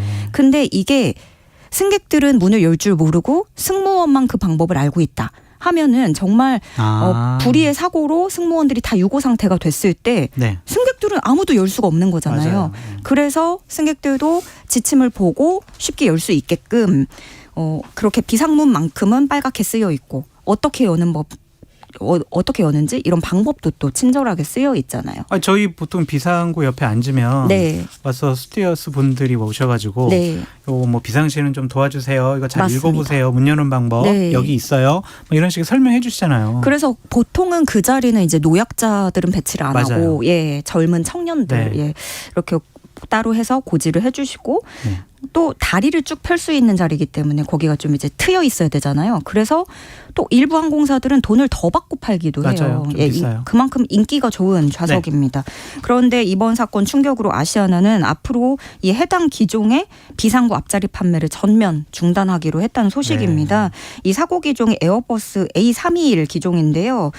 이 자리 문이 열린 이쪽이 특히나 승객이 앉은 상태에서도 비상구 문 손잡이에 이게 손이 닿을 수 있는 그 정도로 가까운 특징을 갖고 있었던 거예요. 그래서 자회사 아시아나의 자회사인 에어서울도 이 비상구 앞자리 판매를 중단하기로 했다는 소식이고요. 진에어나 에어프레미아 등도 정책 변경에 대한 논의를 하고 있는 것으로 알려졌습니다. 이렇게 이 사건이 너무 충격적이어서 다른 항공사들의 정책에도 앞으로 영향을 미칠 것으로 보이는데요. 항공 전문가들은 이렇게 지적을 하고 있습니다. 이게 마치 좋은 자리, 돈을 더 내면 앉을 수 있는 자리라는 인식에서 좀 탈피를 해야 된다라고 말을 하고 있습니다. 알겠습니다. 세 번째 이슈 가볼게요. 빌라에서 불이 난 것을 발견하자 불길에 뛰어들어 이웃을 대피시킨 시민이 있습니다. 이 시민이 구조하면서 다급하게 119 신고 전화를 했지만 소방관은 전화를 건 지 3분이 다 되도록 위치 정보만 물어봤다고 하는데 이건 무슨 내용입니까? 인천 미추홀구에서 자영업을 하는 조인수 씨가 인터넷 커뮤니티에 글을 올렸습니다. 사람을 구했지만 후회만 남았다라는 내용이어서 화제가 되고 있는데요. 이 사건의 발단은 지난달 4일이었습니다. 자신 자영업을 하고 있으니까 본인의 가게 인근 빌라 옥상에서 불이 나는 걸 발견을 한 거예요. 그래서 일단 사고 현장으로 뛰어들어서 사람들을 구하려고 어르신 8분을 대피를 시켰습니다. 그리고 119에 신고도 했죠. 당시 신고 전화 녹음 파일도 공개가 됐는데 들어보면 19초 뒤에 전화 연결이 되고요. 소방관이 계속해서 뭐뭐 빌라인가요? 거기가 어디예요? 출동하고 있는데 정확한 위치가 어디인가요? 이렇게 질문을 합니다. 여기까지는 분명히 필요한 질문인데 이후에도 계속해서 위치 정보 묻는 게 이제 반복이 되는 거예요. 네. 거기가 혹시 무슨 빌라인가요? 모모동 몇 번지 맞아요? 거기 어디서 불이 나는 거예요? 그러니까 몇 층에서 불이 나는 건가요? 전체에서 연기가 계속 나나요? 옥상 같아요? 이렇게 계속 물어봅니다. 근데 위치를 당연히 정확히 파악하고 신속하게 도착하기 위해서 어떠한 그런 팩트를 확인하는 거 중요하기 때문에 그쵸? 이렇게 또 행동을 했을 텐데 신고자는 민간인이었고 어떤 그런 뭐 보조 장치를 갖고 있었던 것도 아니고 불길 속에서 이분 자체도 좀 숨을 제대로 쉬지 못하고 연신 기침을 하고 있었거든요. 그렇다면 좀 우선적으로 당장 뭐 창문이 보이냐, 어떤 행동을 해라, 이런 부분을 조심해라, 뭐 나와라 라든가 당장 어떻게 해야 된다라고 좀 행동 지침을 줬으면. 아니 근데 담당 소방관이나 관할 소방서에서는 어떤 해명 같은 걸 했어요? 아직 안 나왔어요? 그래서 이제 위치 파악을 하기 위해서 그랬다라고 얘기를 하고 있고. 해명은 그렇게 했군요. 네. 그런데 이제 문제 제기를 한 이 당사자 조 씨는 아니 불길이 치솟고 있었기 때문에 인근에 오면은 파악을 할 수 있었을 텐데 그렇죠. 왜 자꾸 신고자한테 꼬치꼬치 캐물었는지 답답했다라고 말을 했고요. 그렇게 실려간 구급차에서도 마찬가지였습니다. 당장 숨쉬기 힘들고 너무 아팠는데 산소호흡기는 안 껴주고 이름하고 주민등록번호를 원래 확인을 해야 되긴 하잖아요. 근데 그걸 4-5번 반복해서 물어봤다는 거예요. 그래서 물론 이것도 신상을 파악하는 게 중요해서 만들어진 매뉴얼이겠지만 긴급 상황에 분명히 아쉬움이 남는 부분이다. 이런 지적들이 나오고 있고요. 그래서 소방 전문가들은 이 세월호 이태원 참사 이후에도 이렇게 위치 정보를 신고자에게 물어보는 점 바뀌지 않고 있다라고 지적을 하고 있고요. 안타까운 부분이네요. 네, 요즘에는 또 GPS가 달려있기 때문에 스마트폰에 사진 한 장으로도 신고할 수 있게끔 제도 개선이 필요하다라는 목소리가 나오고 있습니다. 네 번째 이슈 우리 짧게 짚어볼게요. 네. 한 중학생이 자전거 도로가 없는 구간에서 행인을 피하려다가 차량에 흠집을 내는 일이 있었다고 합니다. 그런데 피해를 본 차주가 차량을 흠집 냈으니까 수리비로 2천만 원 내놔! 라고 하면서 논란이 되고 있네요. 어떤 일이에요? 이제 연기도 하시는군요. 그 중학교 3학년생 아들을 두고 있다는 글쓴이가 온라인 커뮤니티에 도움을 요청했습니다. 그 자전거 도로가 없는 구간에서 인도로 지나던 중에 행인을 피하려고 하다가 옆에 주차돼 있던 차량을 긁은 거예요. 좌측 주유구 뒤쪽을 10cm가량 긁었습니다. 10cm에 지금 이 정도 비용을 요구해요? 그러니까 이게 근데 또 아이가 놀라서 차주의 번호를 보고 전화를 하려고 했는데 번호가 없어서 112에 직접 신고를 해서 사고를 접수했다는 겁니다. 이 흠집이 난 차량이 이탈리아 M사의 차량, 외제차고요. 2013년식으로 일단은 추정이 되고 있는데 차주가 수리비로 1,380만 원, 렌트비 700만 원을 요구했습니다. 근데 제가 아까 말씀드린 게 차량의 좌측 주유구 뒤쪽을 긁었어요. 전 여기서 의문을 가졌는데 역시나 차량은 불법 주정차 금지 구역에 세워져 있었고 역방향으로 주차가 돼 있었습니다. 그럼 안 물어줘도 돼요? 그럼 거기에 일단 둔 게 또 과실이 있기 때문에 너무 과하다라는 얘기가 있고 누리꾼들은 그래서 이게 2013년식이 맞다면 중고가로 해도 차 전체가 3천만 원이 안 된다. 선을 세게 넘었다. 이런 지적도 하고 계시고요. 또 덤터기 의혹도 있습니다. 왜냐하면 그 흠집난 부분이 아니라 다른 부위의 수리까지 다 들어간 거예요. 자기 돈으로 고치기 싫으니까 이렇게 보험으로 고치겠다? 일단은 그렇게 추정을 하고 있는데 근데 이게 이전에도 비슷한 사건이 있었어요. 한 초등학생을 울고 있는데 세워두고 고쳐내라. 돈 물어내라. 이렇게 또 협박을 해서 나중에 누리꾼 수사대가 불법 정황을 모두 캐내서 호되게 당한 일도 있었습니다. 알겠습니다. 오늘 말씀 여기까지 듣겠고요. 지금까지 조현정 시사평론가였습니다. 감사합니다. 네, 고맙습니다. 네.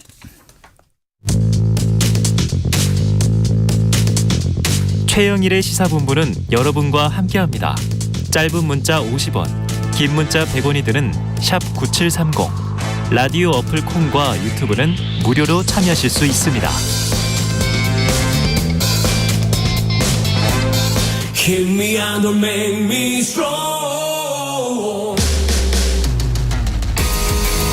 네, 매주 월요일 주말 동안 있었던 뉴스를 정리하고 새로운 주간 뉴스를 미리 살펴보겠습니다. 발빠른 뉴스와 깊이 있는 해석이 있는 일석이조 시간입니다. 김준일 뉴스톱 수석 에디터님 어서 오세요. 안녕하세요. 발리에서 돌아온 남자 박원석 전 의원 두 분과 함께합니다. 어서 오세요. 네, 안녕하십니까. 잘 다녀오셨어요? 잘 다녀왔는데요. 괌에 가셨어야지 이제 못 돌아오시는 건데 한동안 발리 가셔가지고. 그중 괌에서 못 돌아오는 분들이 수천 명인데 그걸 그렇게 얘기하면 돼요 방송에서. 죄송합니다. 네. 게다가 이 KBS 이 시사본부가 대통령실이나 국민의힘과 싸우자는 게 아닌가. 대통령실이나 국민의힘에서 그렇게 싫어하는 보수 참칭 장성철을 진행자를 시키며 싸우자는 거지 이거는. 불안합니다. 지금 뭐 저 댓글에서는 진행 잘하고 있다 그런 식의 얘기를 많이 하고 있어요. 근데 이슈 바로 들어가 볼게요. 오늘은 대국민 소통을 늘리고 있는 윤석열 대통령의 행보 관련해서 먼저 얘기해 보도록 하겠습니다. 어제 SBS TV 동물농장에 윤 대통령 부부가 출연했습니다. 시청자 게시판 반응이 이렇게 썩 좀 긍정적이진 않은 것 같다라는 평가가 좀 많은데 동물권은 윤 대통령 부부, 특히 김건희 여사의 관심사로 알려져 있습니다.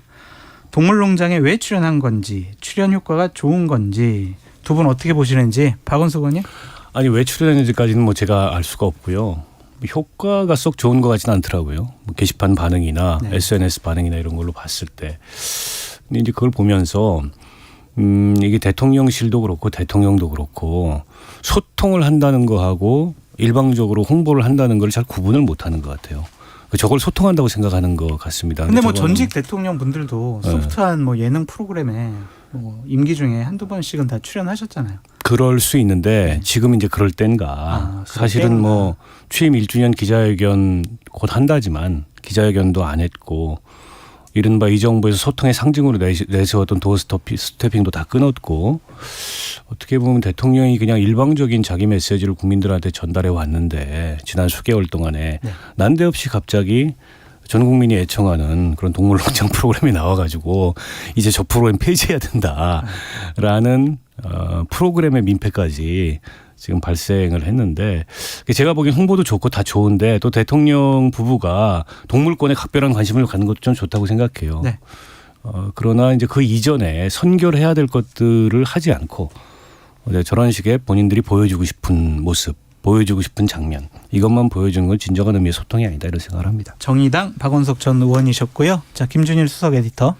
뭐 출연 효과는 그냥 쌤쌤일 것 같아요. 쌤쌤. 네, 원래 좋아하시던 분은 우리 대통령 좋아하네 또 뭐 동물도 좋아하네 그런 거고 싫어하는 분은 뭐만 해도 뭐 며느리가 미우면 발 뒤축도 밉다고 그냥 뭐만 해도 싫은 거죠. 이런 기사 봤어요. 네. 막 이렇게 부정적인 여론이 막 나오니까 또 이제 지지하시는 분들이 긍정적인 댓글 많이 다르시고 그랬다라는 보도까지 봤어요. 그러니까요. 그래서 저는 뭐 이렇게 이거 가지고 뭐 문제 삼고 싶지는 않아요. 뭐 원래 뭐 개 좋아하시는 분이 개 프로그램 나와가지고 개 얘기하는데 뭐 그게 큰 문제인가요?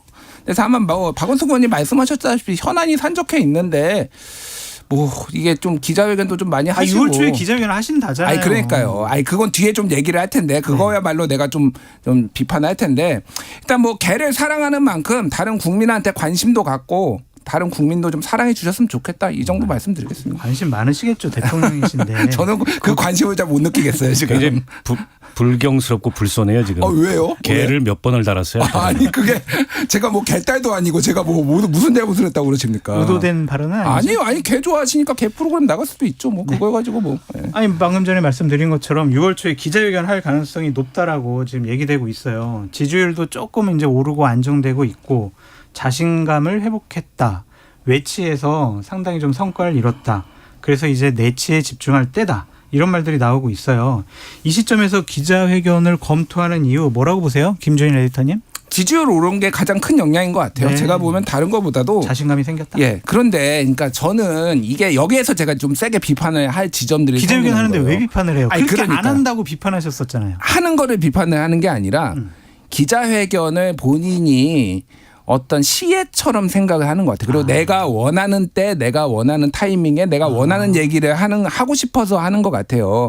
기자회견의 근본적인 목적은 국민들이 궁금해하는 거를 국가 최고 지도자로서 성실하게 설명을 하는 거. 그게 첫 번째고요. 그리고 그 반대하는 목소리가 이런저런 것도 있다란 불편한 얘기를 들으라고 기자회견을 하는 거예요. 그러면은 취임 1주년 때 했어야죠. 그때 지지율이 높든 낮든 했어야 됩니다. 그러니까 예측 가능성이 있어야 돼요. 제가 뭐 노무현 대통령이나 김대중 대통령처럼 취임 기간 동안 100번씩 하라는 거 아닙니다. 뭐 그렇게 하기 힘들어요. 이분은 윤석열 대통령 그럴 분 아니에요. 근데 최소한 예측 가능하게 취임 1주년 때 해야죠. 그럼 왜 안 합니까? 그리고 와서 지지율 이제 조금 오르는 것 하니까 하면은 그러면 됩니까? 그리고 이게 기본적으로 이 기자회견을 바라보는 어떤 관점, 태도가 잘못됐다라는 거 하나. 그리고 이번에 이런 식으로 하지 말고요. 그냥 윤석열 대통령의 도어 스텝 브리핑을 할 정도로 소통의 의지가 있으셨잖아요. 아니 정례화를 했으면 좋겠어요. 예를 들면은 뭐 분기에 한 번, 안 되면 반기에 한 번이라도 이럴 때 좀 기자회견 하겠다 내가 이런 정도의 의지를 좀 보여주셔서 좀 국민하고 그거야말로 진짜 소통이거든요. 어쨌든 뭐 다른 식의 소통도 있지만 개 프로그램 나오는 것도 있지만은 이런 거야말로 진짜 소통이라고 저는 생각을 합니다. 기자회견 하는 것은 문제가 아닌데 시점과 관점이 문제다 그런 말씀 주셨고요. 박원석 의원님. 아니 뭐 안 하는 것보다 낫죠. 네. 뭐 하는 게 좋다고 보고요. 그리고 1주년을 이제 뭐 건너뛰는 거는 굉장히 부적절하다고 비판을 했는데 그때 이제 정상회담 일정들이 쭉 잇따라 있었으니까 네. 아마 그 1주년 기자회견을 조금 미뤄서 한다 이렇게 이제 의미부여를 하고 설명을 하는 것 같아요.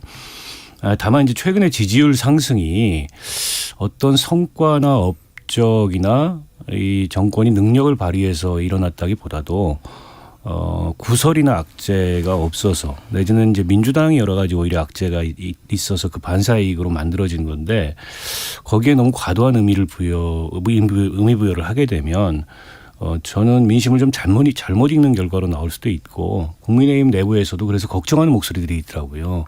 지지율 좀 오르면 가뜩이나 지금 이 정권은 근자감이나 자화자찬이 문제인데 더 근자감이 커져가지고 뭔 얘기 들으셨어요? 내 스타일대로 하겠다. 네. 라는 식의 이제 태도가 나올까봐 좀 염려스럽다. 제가 어제 이제 전직 인분 또 원외위원장인분 이렇게 같이 식사를 좀 하는데 이제 그런 의견도 있더라고요. 네. 그래서 꼭 지금 이 상황을 바라보는 국민의 여권 내부의 마음이 편한 것만은 아니고 사실은 대통령 지지율이 오르면 상대적으로 여당은 총선 그나마 이제 진영을 갖출 수 있다. 이런 그 긍정적인 신호잖아요.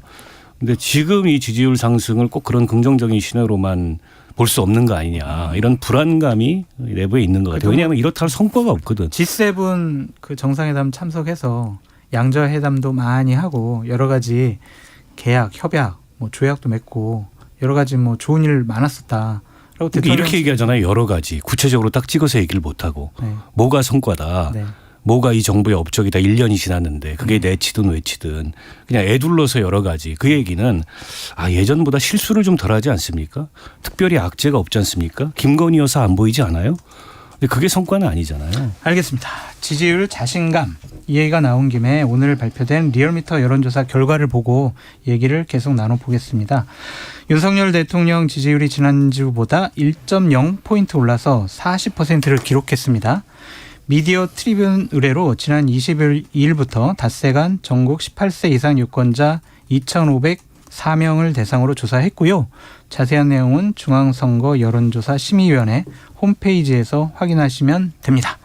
리얼미터에서 분석하기로는요. 이른바 김남국 코인 이슈로 윤석열 정부 출범 후 지지율이 가장 크게 하락했던 민주당은 지난주 정부의 후쿠시마 오염수 시찰단 방일, 여당의 집시법 개정 추진 등 노무현 전 대통령 추도식 등 지지율을 회복할 수 있는 호재가 많았다라고 했는데 그럼 앞으로 어떻게 될 거라고 보세요?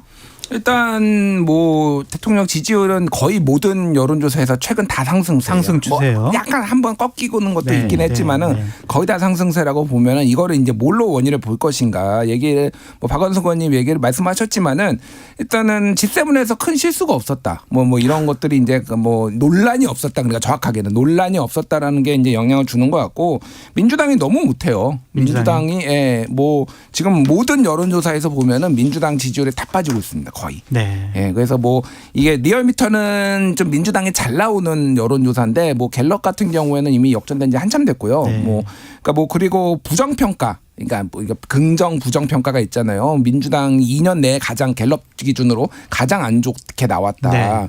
그 뭐 그렇게 나올 정도니까 이게 한국 정치는 사실은 이게 독립적으로 네. 이렇게 움직이는 게 아니라 이쪽이 못하면 저쪽이 올라가고 막 이렇게 그렇죠. 움직이는 경우가 많아요. 네. 그래서 민주당에 대한 어떤 부정적 평가도 어느 정도 영향을 준 것 같습니다. 네. 그러니까 이제는 사실 대통령께서 말씀하셨다시피 내치에 좀 신경을 쓰셔야 돼요. 네. 네, 저는 내치에 신경을 쓰면 쓸수록 이게 지지율에 발목을 잡을 가능성이 매우 높다. 왜 아니, 그러냐면 너무 이렇게 안 좋게 보는 거 아니 안 아니에요? 좋게 보는 게 아니라 왜 그러냐면요. 사실 지금 너무 이슈가 많아가지고 우리들이 다 까먹고 있는 게 있습니다. 뭐예요? 지금 이거 무역 수지 지금 15개월째 적자예요. 경제 안 좋다. 정말 안 좋아요. 지금 얼마 6일 전에 관세청에서 지금 5월 1일부터 20일까지 그 딱 뭐 20일간만 3주치만 통계를 냈는데 지금 이달에만 지금 5조 원 이상 적자, 무역 적자. 그래서 누적하면은 지금 한 60조, 70조 적자 날 것 같아요. 올해 한 해만. 네. 이게 근데 언제 개선될지도 모르고 추경호 기재부총리 같은 경우에는 뭐 하반기 되면 좋아질 거다. 근거가 없어요. 근거가. 그러니까 뭘 하겠다가 아니라 좋아질 거다라는 말씀을 하십니다. 사실은 진짜 본격적으로 막 경제 얘기 나오기 시작하면은 제가 보기에는 이게 지지율 상당히 좀 영향 많이 줄 것 같아요. 지금. 박 의원님 민주당 어떻게 해요? 그 왜 저한테 묻습니까? 민주당이 알아서 잘 하겠죠. 여기 노란색이야. 근데 어쨌든 지금 뭐 돈봉투 사건도 그렇고 코인 문제도 그렇고 민주당이 그걸 갖다 봉합하려는 그런 모습을 보였지 근본적으로 문제를 해결하려는 모습이나 노력을 보이지 못한다. 이런 게 이제 여론에 반영이 된 게 아니겠어요? 물론 당사자들이 탈당하고 꼬르자르게 하고 이런 모습을 보이고 있지만 당 내부에서도 이렇게 대처해서는 안 되고 좀 근본적 쇄신이 필요하다 이런 의견이 있으나 이재명 대표의 최근 메시지를 보면 뭐 그렇지도 않은 것 같아요. 오히려 당내 강경 지지층하고 좀 코드가 맞는 이런 메시지를 내놓고 있어서 향후에 당내의 갈등이나 분란이 커질 소지도 있는 것 같고 무엇보다 이게 그냥 여기서 끝이면 모르겠는데 지금 돈봉투 사건으로 이름이 거론된 의원들 체포영장 청구된 의원들 그러면 체포영장 국회에서 가결시키고 김남국 의원도 윤리에 징계하고 여기서 끝나면 모르겠는데 안 끝난다는 거잖아요. 더 있어요? 앞으로도 계속 그 명단이 나올 거고 또 김남국 의원의 구체적 행위와 관련된 지금 수사가 진행되고 있기 때문에 이게 이제 뭐 공소장이나 이런 걸 통해서 공개가 되면은 그게 여론에 미칠 파장이 큰데 민주당으로서 딱히 이거를 뭐 어떻게 대응하거나 방어하거나 이러지 못할 게 너무 유력하다는 거죠. 그런 면에서 과연 이재명 대표의 지금까지 보였던 리더십으로 당 안팎에 조성된 총선을 앞두고 이 위기를 극복할 수 있을까? 저는 굉장히 개인적으로 회의적이에요. 혁신이 만든다고 그러는데 그게 좀 돌파구가 될까요? 아니 근데 혁신에 대해서도 지금 동상이몽이잖아요. 한쪽에서는 근본적 쇄신을 하는 혁신이어야 된다. 이 문제는 이제 공천까지를 포함해서 리더십을 대체하는 그런 혁신이어야 된다고 얘기하지만 그건 비명들 일부의 생각인 거고 지금 친명이나 그 당 주류 쪽에서 생각하는 혁신은 그게 아니잖아요. 어떻게 보면 대의원제 폐지하고 이런 류의 일종의 이 당원들의 그 목소리나 당원들의 당 운영에 대한 개입력을 더 높이는 이걸 이제 혁신이라고 보이기 때문에 혁신의 방향에 대해서 전혀 의견이 달라요. 때문에 혁신으로 뭘 할 가능성이 없어 보이고 관건은 이재명 대표 리더십으로 계속 갈 거냐 아니면 그에 대한 대안을 마련할 거냐 이 문제라고 봅니다. 가능해요? 저는 하나 방안이 떠올랐어요. 뭐예요? 박원석 의원님을 민주당 혁신위원장으로 앉히는 겁니다. 가실 거예요? 완전 칼질을. 그러면 이제 한국 정치 전체를 좀 파괴할 구상을 해야죠. 아니 근데 고장 민주당 파괴하려고 하기 들어갈 수는 없고. 근데 여야가 이제 김준일 에디터님이나 박원석 의원님 같이 합리적이고 상식적인 목소리를 반영을 해서 본인들의 정당 운영에 참고했으면 좋겠다라는 생각은 저는 두 분과 방송하면서도 계속 꾸준하게 하고 있습니다. 윤석열 대통령의 소통 행보를 계속 지켜봐야겠지만 무엇보다 대통령이 야당과 만나는 모습 기대하는 분이 많아요. 근데 우리 지난 한 1년 동안 계속 얘기했지만 안 만나시잖아요. 야당 만날 가능성이 없겠죠? 어떻게 보세요? 지금으로 보면 그렇죠.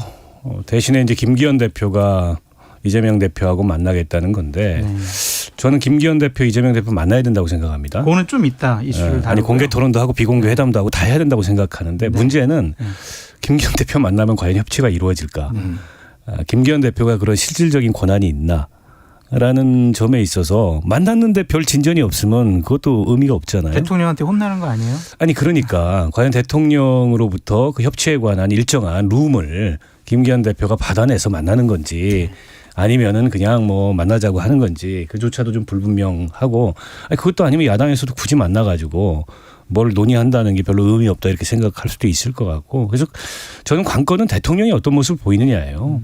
근데 이재명 대표는 빼고 여야 원내대표 뭐 상임위원장 근데 이거 민주당이 받기가 어려워요. 그렇죠. 그러면 완전히 가뜩이나 고립됐는데 더 고립시켜서 이제 저 리더십을 인정하지 않은 듯한 모습을 모습으로 비춰질 수도 있기 때문에 근데 이재명 대표가 수사를 받고 피의자고 피고인인 거 하고 국정운영 차원에서 야당 대표이기 때문에 어쨌든 만나는 거 하고를 그걸 왜 동일시해가지고 이재명 대표를 만나면 마치 이재명 대표 서방 리스크에 대해서 무슨 협잡이나 한다는 등 그렇게 보는 국민들은 없어요. 제가 보기에는 대통령이 너무 좁쌀 같은 모습을 보이고 있다. 좁쌀.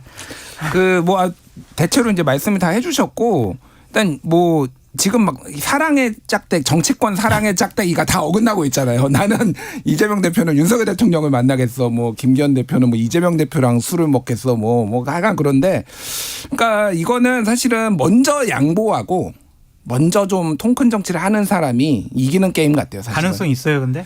저는 근데 이 만약에 야당 대표랑 대통령이 만나는 거는 대통령이 결정한 문제잖아요. 그렇죠. 그러니까 저는 뭐 가능성보다도 좀 이 말씀을 드리고 싶습니다. 그 남산의 부장들 영화 남산의 부장들에 보면은 김재규 역할로 한 이병헌이 이렇게 얘기하죠. 각하 정치를 좀 대국적으로 하십시오. 이렇게 얘기를 합니다. 그래서 좀 통큰 정치, 양보하는 정치. 그러니까 뭐 쉽게 얘기해서 검찰 수사에 영향을 준다? 대한민국 검찰이 그런 존재입니까? 제일 윤석열 대통령이 제일 잘하실 거 절대 영향 안 받아요.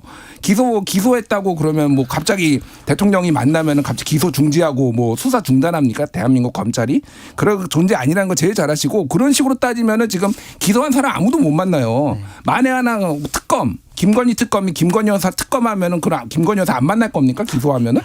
이거 수사 영향 줄 수 있잖아요. 그러니까 말이 안 되는 그런 좀 엉뚱한 얘기를 하지 마시고 그냥 좀 대범하게 하시라. 이런 지지율 올랐을 때 특히 이렇게 딱 하시면은 제대로 진짜 지지율 더 오릅니다. 예. 김준일 대표가 뭐 예를 드는 것도 그렇고 전반적으로 불경스럽고 좀 불손한데. 저도 그렇게 느껴요. 네. 그런 걸 떠나서 싫은 거죠, 그냥 한마디로. 다 이제 핑계인 거고 이재명 대표 만나서 마주 앉고 이런 자체가 싫은 건데 대통령이 어떻게 자기가 하고 싶은 일만 좋은 일만 하고 살아요. 싫어도 해야 되는 자리가 그 자리입니다. 더군다나 지금처럼 여대 야수 상황에서 여소야대 상황에서 국정 운영에 뭐 결과를 내려면 만나야 돼요, 야당 대표를. 입 안 아프세요? 지금 1년 동안 계속 언제까지 거부권 뭐 법률안 통과 거부권 이걸 반복할 거예요. 가능성은 있다고 보세요? 내년 총선 때까지? 없어 보여요. 없어 보이지만 입에 아파도 계속 얘기하는 겁니다. 알겠습니다. 그래도 여야 대표가 만나기로 했잖아요. 이재명 김기현, 이재명 이 두 분 당대표가 만나서 TV 토론하기로 했어요. 이 TV 토론하기로 한 거 어떻게 생각하세요? 잘했죠. 잘했어요?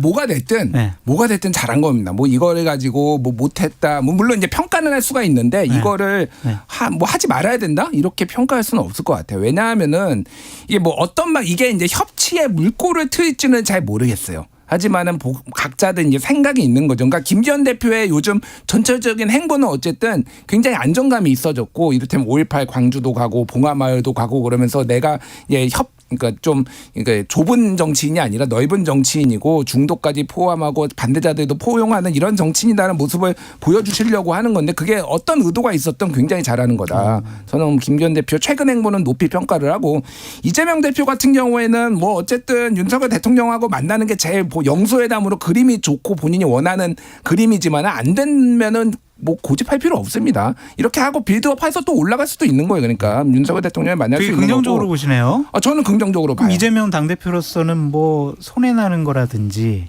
아니면은 뭐 대통령을 만나야지 그냥 존재감 없는 여당 대표 만나서 뭐해? 존재감이 없는 건 맞아요. 그거를 전 부인하지 않습니다. 왜냐하면 독립적으로 움직일 수 있느냐에 대해 다들 의구심이 있잖아요. 처음 대표 되실 때부터 바지 대표다 뭐 이런 얘기도 있었는데 그럼에도 불구하고 사실은 이런 의전이라든지 서로 이제 격이 맞는 거잖아요. 어쨌든 뭐가 됐든 여당 대표, 야당 대표. 그래서 이거를 이거저거 따질 거는 아니라고 보고요. 이제 뭐 토론회 같은 경우에는 뭐를 하실지는 모르겠으나 어쨌든 국민들이 궁금해하는 현안에 대해서 서로 본인들의 주장을 좀 근거 있게 말꼬리로 싸우지 마시고 논리적으로 좀 해주셨으면은 사람들이 이 사안에 대해서 뭐 후쿠시마 오염수가 됐든 지금 경제 상황이 됐든 이런 것들에 대해서 훨씬 더 좀 이해를 많이 하고 좀 어떤 비전을 가지고 있는지 여당은 이런 것들을 좀 이해하는데 좀 도움이 될 것 같아요. 상당히 긍정적으로 저는 긍정적으로 봅니다. 박 의원님, 이재명 당대표는 도대체 왜 받았을까요? 저는 그게 의구심이 들어요, 계속적으로.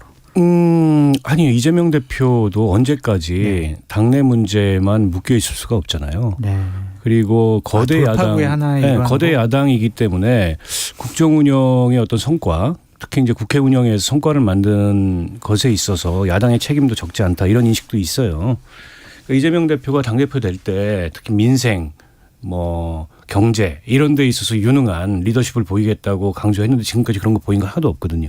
근데 그런 걸 보이려면은 뭐 여당 대표 안 만날 수 없고 또 대통령과도 여당과도 협치 안 할 수 없는 거죠. 그런 차원에서 저도 긍정적으로 보고 뭐 공식 그 TV 토론이든 공개적인 아니면 비공식 회담이든 두 분이 만나서 술을 먹든 다 했으면 좋겠다. 가리지 말고. 그리고 의제와 관련해서도 뭐 서로 하고 싶은 의제가 있을 거예요. 서로 꺼리는 의제가 있을 거고 그것도 적당한 선에서 주고받기 해서 다 열어놓고 토론을 했으면 좋겠고 지금 국민들이 보고 싶어 하는 거는 그런 식의 정치를 보고 싶어 하는 거예요.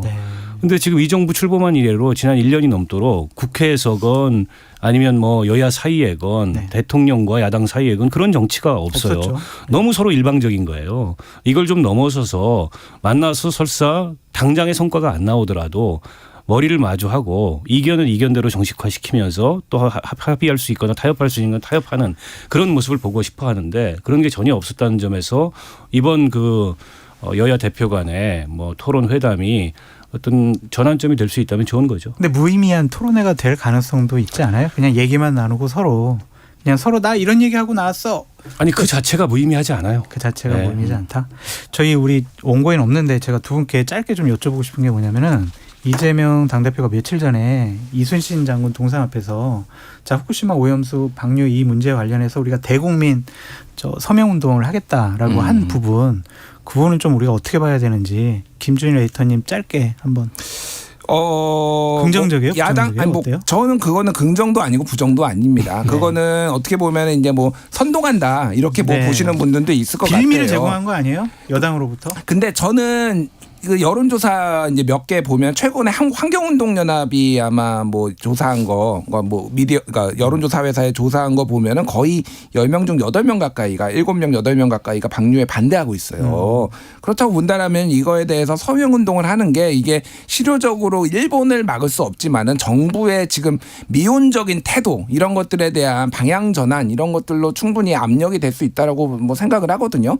그러니까 자, 과학과 정치를 분리해서 보자라고 하는데 이게 생각보다 분리하기가 쉽지 않습니다. 왜냐하면 과학에서도 이미 이거에 대해서 논쟁이 있잖아요. 유해하다라는 전문가가 있고 유해하지 않을 수 있다라는 전문가가 있고 롱텀으로 장기로는 위험하니까 이거를 또 반대해야 된다 이런 게 있을 때는 사실은 정치의 영역에서는 이거에 대해서 이런 의견들이 있으니 이거를 어떻게 풀어야 된다라는 이런 스탠스를 가지고 움직여야 되는데 진영 논리로 너무 움직이는 게 개인적으로 많이 아쉽다라는 거고 있고 또 하나는 정부가 좀 태도를 바꿔야 된다. 그러니까 이거는 신뢰의 문제예요. 결국은 정부에 대한 신뢰의 문제고 이 과학자들에 대한 신뢰도 결국은 정치의 영역에서 풀어야 되는데 지금은 완전 불통, 비밀 뭐 이런 것만 있으니까 그런 부분에 있어서는 반드시 야당이라고 이게 주장하는 거라고 이걸 반대할 게 아니라 어떤 생각들을 국민들이 하는지에 대해서 좀 더 솔직하게 조금 접근할 필요가 있는데 그런 서명 운동도 그런 일종의 방안이 될 수 있다고 봅니다. 박 의원님은 어떻게 보세요? 아니 이게 뭐 이제 과학과 정치가 엉켜 있는 영역인데 제가 여권이나 정부에 하고 싶은 얘기는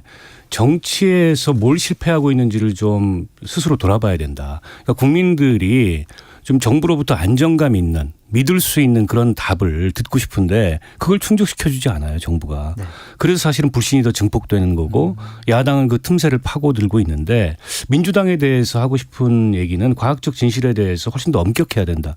이걸 그냥 정치 논리로만 내지는 정치적인 어떤 메시지로만 이 상황을 만들어 가려고 하지 말고 특히나 저는 최근에 민주당의 몇몇 의원들이 당신들부터 마셔봐라 라는 식으로 이 이슈에 대응하는 거는 이거는 진짜 팩트와도 거리가 멀고 본질을 오히려 왜곡시키면서 굉장히 어떻게 보면은 국민들을 좀 극단적인 그런 어떤 논리로 끌고 가려는 굉장히 잘못된 모습을 보이고 있다고 생각해요. 그러니까 지금 정부 여당이 일단 정치에서 실패하고 있어요. 이 이슈와 관련해서. 그게 야당한테 큰 빌미를 주고 있는데 야당은 또 이게 과학을 건너뛰고 또 팩트를 외면하고 무조건적인 어떤 한쪽 방향으로의 이렇게 마치 선동과 같은 그런 모습을 보여서는 안 된다고 생각하기 때문에 서로가 주의해야 될 요소들이 다 있다고 봅니다. 알겠습니다. 김준일 수석 에디터님이 말씀하신 환경운동연합이 리서치뷰에 의뢰해서 19일부터 23일 4일간 조사한 여론조사 내용을 말씀하신 건데요. 조사에 참여한 85.4%가 후쿠시마 오염수 방류에 반대한다. 이런 의견을 주셨네요. 자세한 내용은 중앙선거 여론조사 심의위원회 홈페이지를 참고하시고요. 짧은 이슈 몇 개 좀 다뤄볼게요. 한상혁 방송통신위원장 이번 주에 면직 처리될 가능성이 높다고 합니다. 한 위원장에 대한 수사와 면직이 언론 정상화의 과정이라고 보는 분들이 있는 반면에 임기가 7월이면 끝나는데 방송을 장악하기 위해서 무리하게 지금 내쫓으려는 것 아니냐 그런 비판도 나오고 있어요. 두 분 의견은 어떠신지. 그러니까 방송 정상화라는 그런 의의를 인정하더라도 네. 이거 자체 면직 자체의 불법성을 그게 덮을 수는 없는 거죠. 지금 불법이에요. 그냥 제가 보기에는. 불법이에요? 네, 불법이에요. 왜냐하면은 기소만으로 직무를 할 수 없습니다. 그 공무원법에 그런 조항이 없어요. 그래서 지금 그 방통위원장 그리고 이게 독임제도가 아니고 합의제 기구거든요. 이거 같은 경우에는 임기를 지켜줘야 되는 게 원칙이에요. 그러니까 방통위 설치법에는 있다 막 이런 식으로 얘기도 있는데. 그 뭐 방통위 그러니까 그건 뭐 논쟁이 있는데 일단은 그거는 1심에서 최소한 유죄가 나와야지 이거는 그 근거가 그나마 합리적으로 된다라는 거고 기소만으로 공무원 다 자르면은 어떻게 공무원들 지금 하고 있나요? 네. 그거는 그 사람의 기본권은 권한을 존중하지 않는 거고 이거는 가처분 신청 들어가면은 100% 이거는 인용됩니다. 제가 보기엔. 아니, 그래서 이제 목적을 달성 못하는 거잖아요. 네. 지금 이제 김준일 대표 얘기했듯이 반드시 가처분 신청 낼 거고 그러면 뭐 7월까지 임기가 다 도가 된 뒤에 결론이 나올 수도 있어요. 가처분 결론이. 때문에 저걸 하지도 못할 텐데 직무정지에서 쫓아내지도 못할 텐데 왜 이렇게까지 하느냐. 결과적으로 저는 낙인 찍기라고 봅니다. 네. 이렇게 문재인 정부의 방송통신위원회에 대해서 특히 이제 뭐 TV조선 재승인 등등과 관련된 그 한상혁 위원장이 지금 받고 있는 혐의에 대해서 일종의 추가적인 낙인 찍기를 위해서 저걸 하고 있는 거라고 보고 그 추가적인 낙인 찍기를 이렇게 하는 이유는 그 뒤에 이른바 이제 6기 방통이죠. 6기 방통위에 대해서 아주 완벽하게 장악하겠다는 그런 의지를 이런 식으로 드러내고 있는 거고 벌써부터 후임 방통위원장 하마평들이 나오는데 뭐 검사 출신 이런 분들이 나와요. 방통위마저도 검사 출신들이 오겠다. 제가 듣기로는 전직 청와대에서 근무했던 뭐 그분도 있고 후보 중에 뭐 후보수석 얘기도 나오더라고요. 여러분이 지금 하마평에 오르는데 그런 걸로 봤을 때 이게 방통위가 어느 정권에서든지 굉장히 정치적 논란의 대상이 됐지만 결국 이 정부에서 또다시 이 정치화되는 그런 모습이 반복되겠구나라는 생각이 들고 그게 아니라면 굳이 임기 2달 남은 사람을 게다가 이미 기소까지 된 사람을 이렇게 무리해서 내쫓아가지고 되지도 않아요. 가처분 내면은 반드시 인용될 가능성이 높고 아니면 임기 다 지나버려요. 그 사이에. 왜 이렇게까지 할까. 결과적으로 낙인 찍기밖에는 저는 뭐 설명이 안 된다고 봅니다. 알겠습니다. 마지막 이슈로요. 박원석 의원님께 여쭙고 싶은데 민주노총이 얼마 전에 1박 2일 야간 집회 했었잖아요. 거기서 이제 국민의힘 같은 경우에는 아니 이거 좀 잘못된 것 같아. 우리 집시법 개정할 거야. 이런 분위기가 있잖아요. 어떻게 생각하세요? 그러니까 결국 이제 집회를 허가제로 만들겠다는 거잖아요. 그렇게 지금 보이세요? 신고제를 넘어서서 그래서 불법 집회 경력이 있는 단체가 낸 집회 신고는 안 받을 수 있도록 하고 또 야간 집회도 금지하고 야간 집회와 관련해서는 과거에 헌법재판소에서 결정까지 났던 헌법 불합치 결정까지 났던 사안인데 결국 이제 집회 시위 결사의 자유를 거꾸로 되돌리겠다, 퇴행시키겠다라는 시도라고밖에 보지 않고요. 그러니까 민주노총이 집회를 하는데 그게 우리 국민들이 생각하는 규범 밖에서 예를 들어 지나치게 이게 뭐 과격하거나 내지는 지금 현행법을 어기는 시위를 한다 그러면 여론의 지지를 못 받을 거고 그건 그거에 따라서 법적으로 문제가 있는 사안은 대응을 하면 됩니다. 근데 그게 아니고 집회 시위 결사의 자유 전체를 이걸 빌미 삼아서 이 후퇴시키려고 한다라는 거는 그건 수긍하거나 공감하기 어렵죠. 김준일 대표님 얘기는 다음에 들을게요. 짧게 하실래요? 짧게 얘기할게요. 네. 20초. 20초. 예. 아니 뭐 다른 걸 떠나서 뭐 집회하면서 불법성이 있었다 칩시다. 그러면은 뭐 여기 사람이 죽었으니까 사람이 다쳤으니까 밤에 그냥 자기들끼리 노숙 뭐 한 거잖아요. 이거를 가지고 정부가 나와서 대통령까지 나와가지고 이 난리를 칠 일인가 이 생각이 들어요. 그냥 민주노총하고 각 세우겠다라는 건데. 민주노총도 국민입니다. 개를 사랑하는 만큼 민주노총 노조원도 좀 사랑해 주십시오. 오늘 참 방송 힘들었는데 참 제가 존경하고 사랑하는 두 분과 방송해서 정말 행복했다라는 그런 생각도 듭니다. 김준일 뉴스톱석 에디터, 박원석 전 의원과 일석이조 함께했습니다. 오늘 말씀 감사합니다. 고맙습니다. 네. Splish splash, I was taking a bath. Long about a Saturday night. Yeah. 점심 먹고 유쾌한 시사 디저트 한 입. 최영일의 시사본부. Well, I stepped Stepped out the tub and put my feet on the floor. I wrapped the towel around me. 네, 세계 곳곳의 국제 뉴스를 꼼꼼히 살펴보는 국제본부입니다. 오늘도 임상훈 인문결 연구소장과 함께하겠습니다. 일주일 잘 지내셨죠? 네, 안녕하십니까. 네, 바로 이슈 들어가 볼게요. 네. 튀르키예 대선 결선 투표 결과 에르도안 현 대통령이 승리한 것으로 나타났다고요? 네, 그렇습니다. 최종 결과는 물론 좀 더 있어야 되겠습니다만은 네. 남은 투표 개표 결과에 무관하게 네. 에르도안 현 대통령이 승리한 것이 이제 확정이 됐습니다. 네. 52.08%까지 제가 확인을 했습니다만은 네. 그 뒤로 이제 소수점 이하는 변할 수 있지만 네. 52%대는 변하지 않을 것이고 그다음에 야당 후보인 클루스다로올루 후보가 이제 47.92까지 제가 확인을 했는데 역시 마찬가지 47% 이상은 올라가지 않을 것 같습니다. 네. 그러니까는 최종 결과에는 두 후보 모두 이제 인정을 했고 승복을 했고 사실 그 터키 최근 들어서 튀르키예 대선에서 결선까지 간 것이 거의 처음 있는 일이거든요. 그렇기 때문에 굉장한 접전이었다 이렇게 얘기를 할 수가 있는 것이고 그 에르도안 현 대통령은 내각제 당시에 그 총리까지 포함을 하면은 총리까지 했었군요. 예, 총리 시절에 사실은 제일 그 어떻게 보면 정치를 잘했죠. 네. 그렇다고 볼 수 있는데 그때까지 합하면은 25년 집권을 한 셈이 되는 것이고요.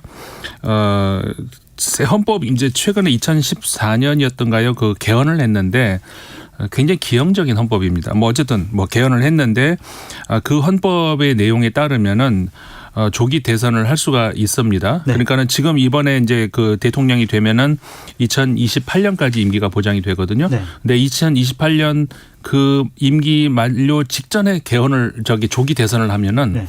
그때 승리를 하면 또 5년을 더 할 수 있다는 거죠. 그러면은 사실상 종신 대통령의 길을 열었다? 이렇게 봐야 되는 거예요. 그렇죠. 그렇게 따지면 이제 30년을 집권할 수 있다는 그런 30년이요? 예, 그렇게 되는 것이고 그러니까 선거가 있습니다만은 30년을 물론 이제 총리까지 합치면은 선거가 의미가 없다라고 봐야 되는 거 아니에요? 최근에 그 그러니까 우리가 민주주의 위기다 이런 얘기를 많이 하지 않습니까? 이제 그 선거를 치르긴 치르는데 네. 정권은 바뀌지 않는 이런 나라들 몇몇 있죠. 우리나라 주변에도 있고 네. 그 튀르키예 같은 경우도 이제 그런 것인데 사실상 어떻게 이게 가능하냐 이런 것들이 이제 사실상 우리가 이제 이야기를 해봐야 되는 어떤 그런 것인데 그 에르도안 대통령이 총리 시절부터 정치를 잘했다? 네. 이렇게 얘기도 나오고 있는 건가요? 그러니까 잘했으니까 계속 그렇죠. 이제 일단 국민들이 찍어주니까는 네. 계속 유지를 하는 건데 네. 조금 전에도 제가 말씀드린 것처럼 그 총리 시절이 잘했다라는 그 말씀을 드린 이유는 네. 그 튀르키예가 지금 OECD 국가이긴 합니다만 굉장히 다른 서방 국가들에 비해서 경제 사정이 그렇게 좋지는 않습니다. 근데 이 에르도안 당시 총리가 집권을 한 이후에 네. 그 튀르키예 경제를 살리기 위해서 이제 그 부동산 그다음에 건설 이쪽으로 굉장히 외자를 많이 유치를 해가지고 이걸 이제 그쪽으로 이제 쏟아부었거든요. 이게 굉장히 성공을 했고. 근데 이렇게 되면서 총리 집권 기간 동안에 네. 그 GDP 규모를 굉장히 끌어올렸습니다. 64% 증가시켰다. 예, 맞습니다. 그러면서 이제 국민들의 신임을 완전히 얻었고 그렇게 되면서 이제 그 헌법을 바꾸고 여러 차례 이렇게 하면서 대통령제로 이제 전환을 해서 그러니까 내각제에서 대통령제로 헌법을 바꿨어요 중간에. 예, 그리고 본인이 이제 사실상 거의 21세기 술탄이다. 싶은 그런 그때 이렇게 집권 기간에 쿠데타도 일어나고 그러지 있었죠. 않았어요? 근데 그 이슬람 국가들의 그 군부 역할이 또 우리가 생각하는 거랑은 조금 다릅니다. 네. 그러니까는 그 과거에 이집트에서도 유사한 일이 있었는데 군부가 어떻게 보면은 그 이슬람을 견제하는 그런 역할을 좀 해오거든요. 그러니까 튀르키예의 군부도 마찬가지인데 당시 쿠데타는 그러니까 이슬람화 되어가는 국가에 대해서 이렇게 되면 안 된다. 이슬람 장기 집권화되는 것에 대해서 쿠데타가 일어나는데 실패했죠. 그러면서 에르도안 대통령이 더 강력한 그런 중앙 집권적인 거의 제왕적인 그런 대통령으로 더 이제 굳히게 된 것인데 아니 부동산 건설로 거품 경제 비판 건설 비리는 결국에 대지진 피해로 이어졌다. 네. 그리고 종교적 집착으로 정상적 국정 운영이라 보기 어려운 정책들이 많다. 네. 이런 비판도 많았잖아요. 네, 많죠. 그런데 이게 장기 집권 어떻게 설명할 수 있는 거예요? 이게 그러니까 여러 가지 요인이 있겠습니다만 죄송합니다. 네.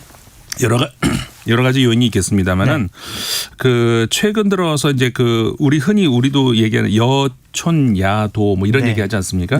근데 이게 물론 정권이 바뀌면 여야가 물론 바뀝니다만은 대체적으로 농촌 지역은 그 보수 성향이 더 강하고 도시 지역은 진보 성향이 더 강하다. 이게 뭐 전 세계적으로 그리고 지금뿐만 아니라 몇백 년 전에도 이런 성향은 계속 있어 왔거든요. 이게 그대로 이번에 이제 튀르키예에서도 나타났다. 그러니까 튀르키예 같은 경우가 이렇게 전체적으로 보면은 이 동쪽 지역은 서쪽 지역은 그러니까 유럽 쪽에 가까운 지역은 상당히 도시가 많이 집중돼 있고 학력이라든가 이제 뭐 소득이라든가 좀 더 높습니다. 근데 그쪽은 야 성향이 강하고요.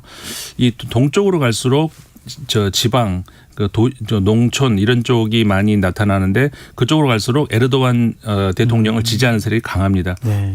이게 뚜렷하게 이제 구별이 되는데, 근데 그래서 이번에 지난번에 지진이 났던 그 지역도 사실은 이번에 에르도안 대통령 입장에서는 망했다 싶을 만도 한데 이번에 압도적으로 거기서도 이겼어요? 예, 거기서도 압도적인 표차로 이겼거든요. 그러니까는 그 확고하다. 근데 그 왜 그럴까? 사실 그 최근 들어서 말이죠. 그러니까는 미국이 그 어떻게 소련과 과거에 양대 세력으로 나뉘던 그런 시절이 끝나고 거의 그냥 완전히 유일한 그 단일한 그 초강대국이 되지 않습니까? 그 뒤로 미국이 하고 싶은 건 다 해왔죠. 그러면서 이제 전 세계적으로 우리도 이렇게는 살 수 없다라는 어떻게 보면은 팽창주의가 점점 커지는 이런 게 있었습니다. 이제 그게 결국 극우화와 이어지는 건데 러시아가 그렇고 튀르키예가 그렇고 그러면은 과거의 영광. 말씀은 뭐 튀르키예가 이전에 오스만 제국의 영광을 그렇죠. 뭐 향수를 느끼고 있다. 그렇죠. 과거에 대한 향수 이렇게 그래서 해석하시는 거예요? 그래서 점점 이렇게 강한 대통령을 원하는 그런 나라들이 많아지는데 러시아가 푸틴 대통령을 원하는 그런 것처럼 과거에 이 오스만의 영광을 다시 한번 재현해 달라 이렇게 하면서 에르도안 대통령을 향한 어떤 그 지지가 막강했다는 것이죠. 아까 이제 말씀하셨습니다마는 건설 이거는 발전 많이 했습니다마는 그 안에서 또 나오는 비리 이번에 그 지진 났습니다만 전부 그 세금 걷어가지고 아무것도 안 했다는 게 드러났잖아요. 그럼에도 불구하고 예, 여전히 그 더 이상의 이제 그 뭐 더 이상의 다른 그 외국 세력이 휘둘리는 것이 보고 싶지 않다. 우리는 과거에 오스만 제국이 있지 않느냐. 이거 다시 한번 제안해 달라. 이 향수가 어마어마하게 상당히 강하다는 그럼 것이죠. 이번 선거 결과가 국제 질서에도 미칠 영향이 좀 있겠네요. 있죠. 사실 그 푸틴 대통령 입장에서는 안도의 한숨을 내쉬었을 겁니다. 사실 러시아가 그 바다로는 나갈 곳이 없습니다. 북쪽은 다 항구가 다 얼어버리거든요.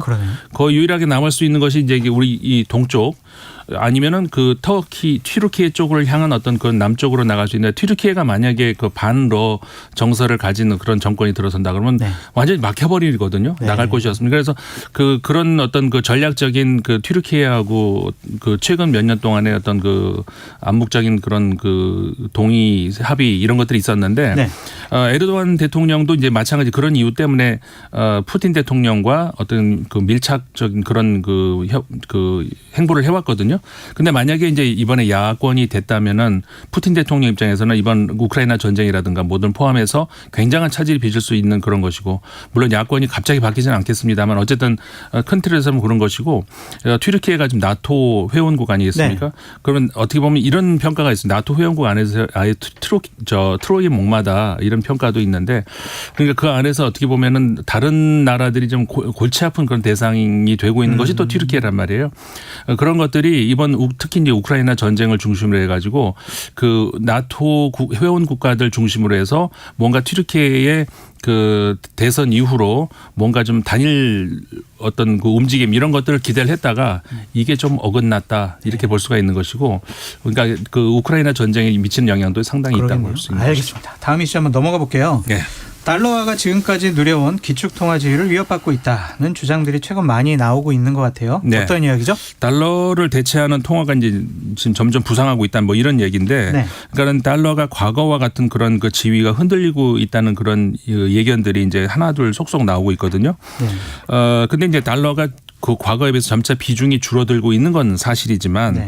과연 그 줄어드는 그 비율이 그게 얼마나 그 비중이 있는가 그 의미 있는 변화인지에 대해서는 아직까지는 부정적인 그런 그 해석이 많다. 그러면 중국의 위안화가 그 네. 대체제가 좀 될 가능성이 있어요? 대체제를 어떤 의미로 보느냐에 따라 달라질 수 있는데 그러니까 조금 전에 말씀하신 것처럼 대체제가 만약에 이게 그러니까 달러화를 위협할 정도가 된다라고 그걸 대체제라고 한다 그러면 아직까지는 멀었다. 중국 위안화의 기축 통화화에 가능한 얘기라고 보세요? 불가능해요? 당분간 기축 통화화 되려면은 네. 굉장히 많은 것들이 이제 돼야 되는 단순히 이제 물건 그 사고 팔고 할 때 그 쓸 수 있다는 그런 걸로는 달러화가 저 위안화가 점점점 많이 늘어나고 있죠. 근데 아직까지는 10% 이하입니다. 네. 그런데 이제 이게 앞으로 뭐 언젠가는 10%도 넘고 20% 넘을 수 있죠. 그렇지만은 기축 통화가 된다는 것은 사실은 그 정치적인 것과 같이 맞물려야 되거든요. 근데 미국 기축 통화를 유지할 수 있는 것은 미국 달러를 사면 우리는 뭐든지 할 수 있습니다. 맞아요. 재무부 채권도 살 수 네. 있고, 근데 중국이 과연 그게 가능하겠냐는 것이죠. 중국의 정치 체제가 변하지 않는 한은 기축 통화까지는 어렵다. 이런 것이 대체적인 전망이죠. 정치 체제가 네. 기축 통화하는데 상당한 걸림돌이 될 수 있다. 그렇죠. 그런 평가시네요. 네. 세 번째 이슈 넘어가 볼게요. 항공기가 탄소 배출의 주범으로 비판받고 있는데 프랑스에서는 앞으로 단거리 여정에서 항공 운항이 퇴출된다. 네. 이런 소식이네요. 그렇습니다. 그러니까 국내선 같은 경우에는 사실상 그 어렵다 이렇게 봐야 되는데 네. 항공기 여행이요. 네. 예를 들어서 파리에서 세 군데 보르도, 낭뜨, 네. 리옹 이런 데 같은 경우에는 다 이제는 항공기를 타고 다닐 수가 없다. 대략 몇 킬로 떨어져 있어요? 그게 대략 리옹 같은 경우에 466km거든요. 네. 그리고 이제 제일 가까운 세 군데 중에 제일 가까운 낭뜨 같은 경우에는 384km. 네. 그러니까는 사실 그 기준으로 따지면은 그러네요. 우리나라에서는 다닐 데가 없습니다. 비행기가. 그러네요. 예. 그게 이제 그 이유가 이제 항공기가 그 가스 배출이 이제 심하다는 그런 거 아니겠습니까? 그것 때문에 그러는 건데 그렇기 때문에 4시간 이내 거리는 기차로 다니라 이런 건데 처음에는 그렇게 출발했다가 항공사가 반발을 했죠. 너무한다. 그래가지고 이제 결국은 2시간 30분으로 줄였거든요. 네. 프랑스가 워낙 철도가 발달해 있기 때문에 사실은 이런 정도 거리에서는 공항 나가고 타고 공항 내리고 하는 그 시간까지 하면은 기차가 훨씬 빠릅니다. 그리고 항공기가 더 싸요. 또 프랑스 같은 경우에는 기차가 더 비싸고 그렇기 때문에 국민들한테 그 사실상 크게 뭐 달라질 거는 없다 이렇게 보여지는데 네. 어쨌든 간에 그 소비자 단체에서는 원래 4시간 규정 그거를 그대로 유지를 해라 이런 압력이 아직까지도 계속 있습니다. 하여튼 이렇게 결정이 되면 항공사에서도 네. 상당히 좀 불만이 많겠네요. 그렇죠. 네. 그럴 수 있는데 어쨌든 그 여러 가지가 이제 조치가 이제 따를 것으로 보입니다. 알겠습니다. 지금까지 임상훈 인문결 연구소장과 국제본부 함께했습니다. 오늘 말씀 감사합니다. 네, 고맙습니다. 네.